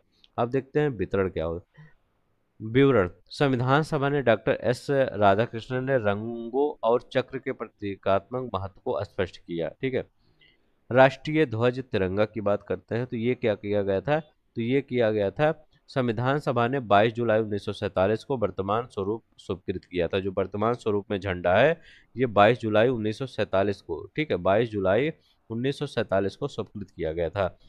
आकार अनुपात 3:2 है, लंबाई और चौड़ाई का 3:2 है। केसरिया ऊपर ऊपर ये क्या है, अच्छा वही सब है यहाँ पर। ठीक है, अब देखिए यहाँ पर क्या है, राष्ट्रीय प्रतीक सारनाथ स्थित अशोक सिंह स्तंभ है, जो हमारा राष्ट्रीय प्रतीक है, अशोक स्तंभ, ये याद रख लेंगे। स्वीकृत 26 जनवरी 1950 को भारत सरकार द्वारा अपनाया गया। उसमें शब्द लिखित है सत्यमेव जयते, मुंडोक उपनिषद से लिया गया। जो शब्द लिखित है, क्या लिखा गया है, मुंडोक उपनिषद से लिया गया है, ये याद रखेंगे। नहीं देखते हैं हमारा क्या कर रहा है, हमारा क्या राष्ट्रीय गान। राष्ट्रीय गान हमारा जनगण मन है, स्वीकृत 24 जनवरी 1950 को ये स्वीकृत किया गया, संविधान द्वारा आधिकारिक रूप से एडॉप्ट कर लिया गया है। प्रथम प्रदर्शन 27 नवंबर 1911 को कलकत्ता के अधिवेशन में, 1911 को प्रथम बार ये गाया गया था। ठीक है, ये याद रखेंगे, 27 दिसंबर 1911 को कलकत्ता के अधिवेशन में। गायन अवधि 52 सेकंड होती है, 52 सेकंड होती है इसकी गायन अवधि, ये याद रखिए, ये सब तो याद ही होगा आप सबको। ठीक है, नेक्स्ट देखते हैं यहाँ पर क्या है, राष्ट्रीय गान और गीत। राष्ट्रीय गान जनगण मन रविंद्रनाथ टैगोर द्वारा रचित गीतांजलि से लिया गया है। राष्ट्रीय गीत वंदे मातरम बंकिम चंद्र चटर्जी द्वारा लिखित उपन्यास आनंद मठ से लिया गया है। ठीक है, क्या है, राष्ट्रीय गीत। पहली बार 1896 में भारतीय राष्ट्रीय कांग्रेस के अधिवेशन में गाया गया? तो पहली बार 1896 भारतीय राष्ट्रीय कांग्रेस के अधिवेशन में गाया गया कौन सा? वंदे मातरम। वर्ष 1950 में भारत का राष्ट्रीय गीत के रूप में, राष्ट्रीय गान अलग है, राष्ट्रीय गीत अलग है। राष्ट्रीय अगर गीत पूछे तो राष्ट्रीय गीत है वंदे मातरम। राष्ट्रीय गान कौन सा है? जनगण मन। ठीक है, ये दोनों याद रख लेंगे, नहीं तो कंफ्यूज हो जाइए। राष्ट्रीय कैलेंडर, कैलेंडर क्या है? आधार शक संवत है, स्वीकृत 22 मार्च 1957 को यह स्वीकृत किया गया। शक संवत महत्वपूर्ण जानकारी, चैत्र माह से शुरू होता है, फाल्गुन माह पर समाप्त होता है। ग्रेगोरियन कैलेंडर के साथ समन्वय किया जाता है। सामान्यतः वर्ष में 22 मार्च और लीप 21 मार्च। ठीक है, लीप वर्ष इसके 21 मार्च। राष्ट्रीय पक्षी और पक्षी नदी। ठीक है, राष्ट्रीय जीव पक्षी और नदी देखते हैं। राष्ट्रीय जलीय जीव गंगा डॉल्फिन है। ठीक है, राष्ट्रीय प्लेसेंटिया गंगेटिका, ये याद रख लेंगे, इसका वैज्ञानिक नाम है। राष्ट्रीय पक्षी भारतीय मोर है। पाओ क्रिस्टस।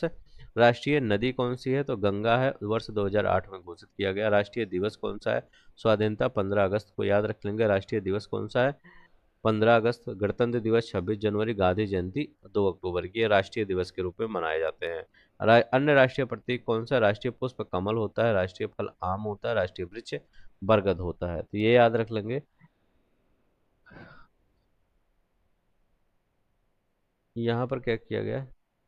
कह रहे हैं संविधान और लोकतंत्र से संबंधित। हमारे संविधान में स्वतंत्रता, समानता और बंधुत्व, लिबर्टी, इक्वलिटी और फ्रेटर्निटी के सिद्धांत फ्रांस से लिए गए हैं, याद रखेंगे।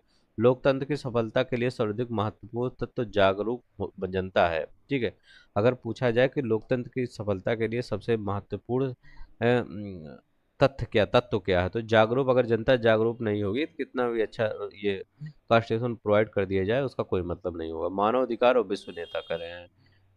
यहाँ देखते हैं नेल्सन मंडेला, महात्मा गांधी के अहिंसा पथ पर का अनुसरण करने वाले अफ्रीकी नेता जिन्होंने मानवीय अधिकारों के लिए संघर्ष किया। अंतर्राष्ट्रीय शासन प्रणाली, यूएस की सरकार राष्ट्रपति स्वरूप प्रेसिडेंशियल प्रणाली है वहाँ पर यूएस की सरकार में। केंद्रीय सचिवालय का पदक्रम कौन सा होता है? पहले सचिव होता है, जिसे केंद्रीय सचिवालय में नहीं देखते, जिससे आप भी आपका जो आप अगर चाहे पीसीएस हो चाहे आईएएस हो, जब वो निकालेंगे तो वो उसमें क्या होता है, जिससे पहले सचिव होता है, फिर अतिरिक्त सचिव होता है, फिर संयुक्त सचिव होता है, फिर निदेशक होता है, फिर उप सचिव होता है, फिर अवर सचिव होता है। सबसे बड़ा कौन होता है? सेक्रेटरी सबसे बड़ा होता है, याद रखेंगे।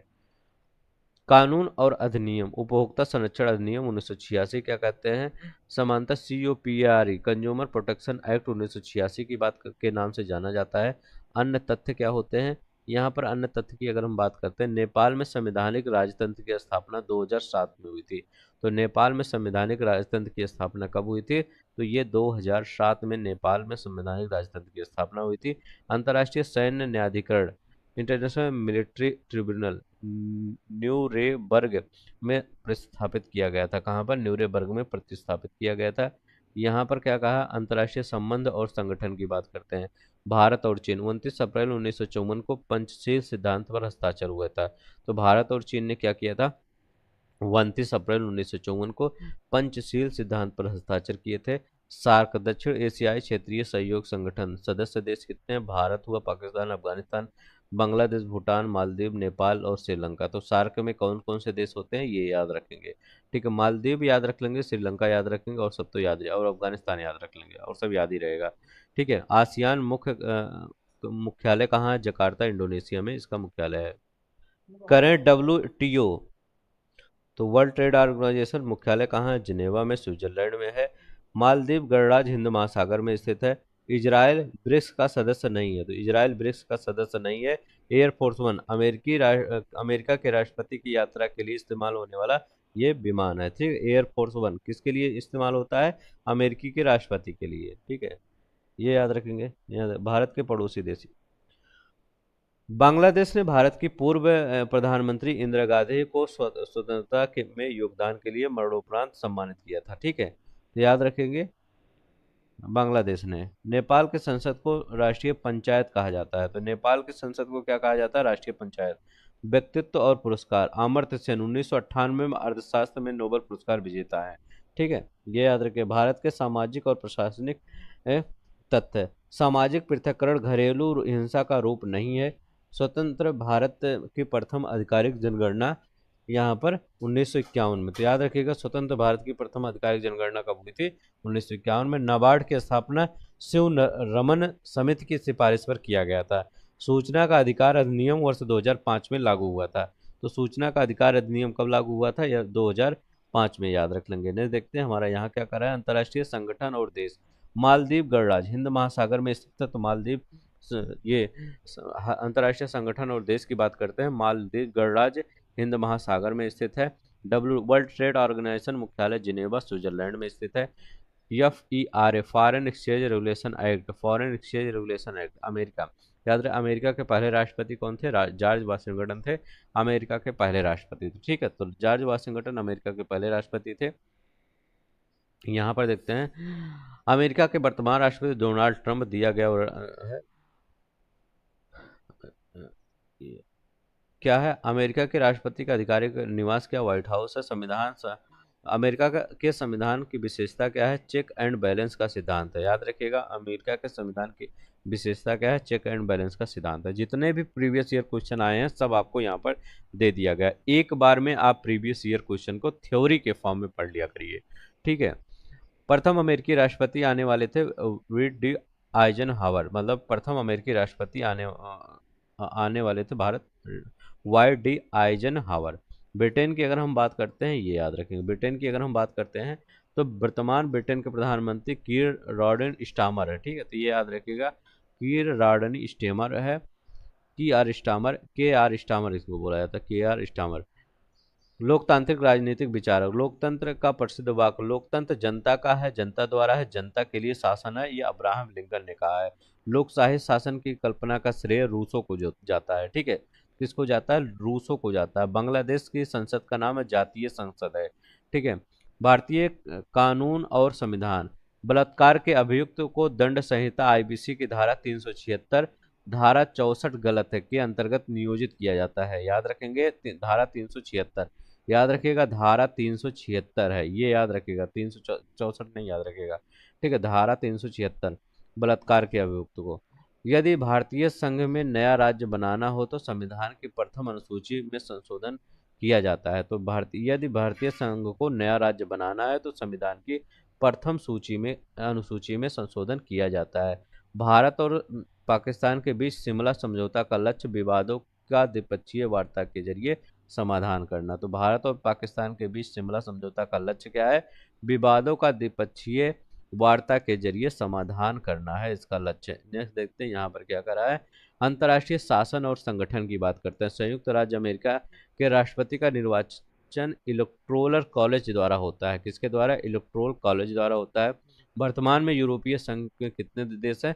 27 देश है। सामाजिक और राजनीतिक विचारक। तो अरस्तु, मानव एक सामाजिक प्राणी है। तो अरस्तु क्या बोले हैं? मानव एक सामाजिक प्राणी है। फांसीवाद के मुख्य समर्थन कौन थे? मुसोलिनी। फांसीवाद के मुख्य समर्थन कौन थे? मुसोलिनी थे। लोकपाल और सामाजिक आंदोलन। अन्ना हजारे लोकपाल विधेयक से जुड़े प्रसिद्ध कार्यकर्ता थे। तो अन्ना हजारे क्या थे? लोकपाल से जुड़े प्रसिद्ध कार्यकर्ता थे। संयुक्त राष्ट्र संघ, यूएनओ का सामान्य परिचय देखते हैं। स्थापना द्वितीय विश्व युद्ध के बाद हुआ था। मुख्यालय न्यूयॉर्क अमेरिका में है। संविधान चार्टर है। और संयुक्त राष्ट्र दिवस 24 अक्टूबर को मनाया जाता है। भारत की सदस्यता 30 अक्टूबर 1945 को भारत ने सदस्यता ग्रहण किया था। भारत ने 30 अक्टूबर 1945 को, याद रख लेंगे, 30 अक्टूबर 1945 को सदस्यता ग्रहण किया था। कह रहे हैं कि ये 193वां सदस्य दक्षिणी सूडान है। ठीक है, नेक्स्ट देखते हैं। कह रहे हैं सुरक्षा परिषद का, ये कह रहे हैं इसमें अस्थायी सदस्य कौन है? इसमें अस्थायी सदस्य चीन है, फ्रांस है, रूस है, UK है और संयुक्त राज्य अमेरिका है। यही 5 देश हैं जो यहाँ पर क्या है? अस्थायी सदस्य हैं। ये हटने का नाम ही नहीं लेते। अस्थायी सदस्यों में वीटो पावर प्राप्त है। अस्थायी सदस्यों को वीटो पावर प्राप्त है। गैर अस्थायी सदस्य क्या है? 2 वर्ष की अवधि के लिए निर्वाचित होते हैं। भारत हुआ, ब्राजील हुआ, चीन हुआ, जर्मनी हुआ, जापान हुआ। भारत हुआ, ब्राजील हुआ, जर्मनी हुआ, जापान हुआ अस्थायी सदस्य बनने के लिए सहयोग करते हैं, मतलब प्रयास करते हैं अस्थायी सदस्य बनने के लिए। भारत, ब्राजील, जर्मनी और जापान। करे स्पेन अस्थायी सदस्य नहीं है। ठीक है, जापान एक अस्थायी सदस्य नहीं है। ठीक है, ये याद रखिएगा कौन अस्थायी सदस्य है कौन नहीं है। खाली 5 याद कर लीजिए और क्या। जापान अस्थायी सदस्य। महासभा, जनरल असेंबली अध्यक्ष की अवधि 1 वर्ष की होती है। अगर महासभा की ये की अवधि देखा जाए तो 1 वर्ष की होती है। संयुक्त राष्ट्र के अन्य संगठन को यूनेस्को यूएनओ की सांस्कृतिक संगठन है, मुख्यालय कहाँ पर है? पेरिस है, फ्रांस में है। नाटो को देखते हैं। नाटो के वर्तमान सदस्य कितना है? सदस्य संख्या कितने हैं? 32 हैं। 31वां कौन है? फिनलैंड है। 32वां स्वीडन है। तो याद रख लेंगे, 31वां फिनलैंड है, 32वां स्वीडन है। बस पॉलिटी आपका जितना आया था क्वेश्चन आपके प्रीवियस ईयर में किसी भी पेपर में, सब कुछ कंप्लीट करवा दिया गया है। ठीक है, बस आप इसको इतना आप अगर पढ़ लेंगे, देखिए हमने पॉलिटी करवा दिया, हमने हिस्ट्री करवा दिया, हमने ज्योग्राफी कर दिया, 3 जो मेन सब्जेक्ट हैं करवा दिए हैं। अब आपका नेक्स्ट सब्जेक्ट क्या आएगा? नेक्स्ट आपका पॉलिटी आएगा। ठीक है, तो पॉलिटी हम कल तक करवा देंगे। ठीक है, तो पॉलिटी भी करवा देंगे, वो सॉरी पॉलिटी नहीं, इकोनॉमिक्स। पॉलिटी तो करवा दिए हैं, इकोनॉमिक्स लास्ट सेकंड आपका क्या है? इकोनॉमिक्स आएगा। इसके बाद लास्ट में साइंस आ जाएगा। ठीक है, बस इतना हो जाएगा। आप सबको अगर अच्छा लगेगा तो प्लीज़ लाइक शेयर सब्सक्राइब कर देंगे, बस इतना ही आप सबसे उम्मीद है। ठीक है, आज के लिए बस इतना ही। अपना ख्याल रखिएगा। जय हिंद, जय भारत।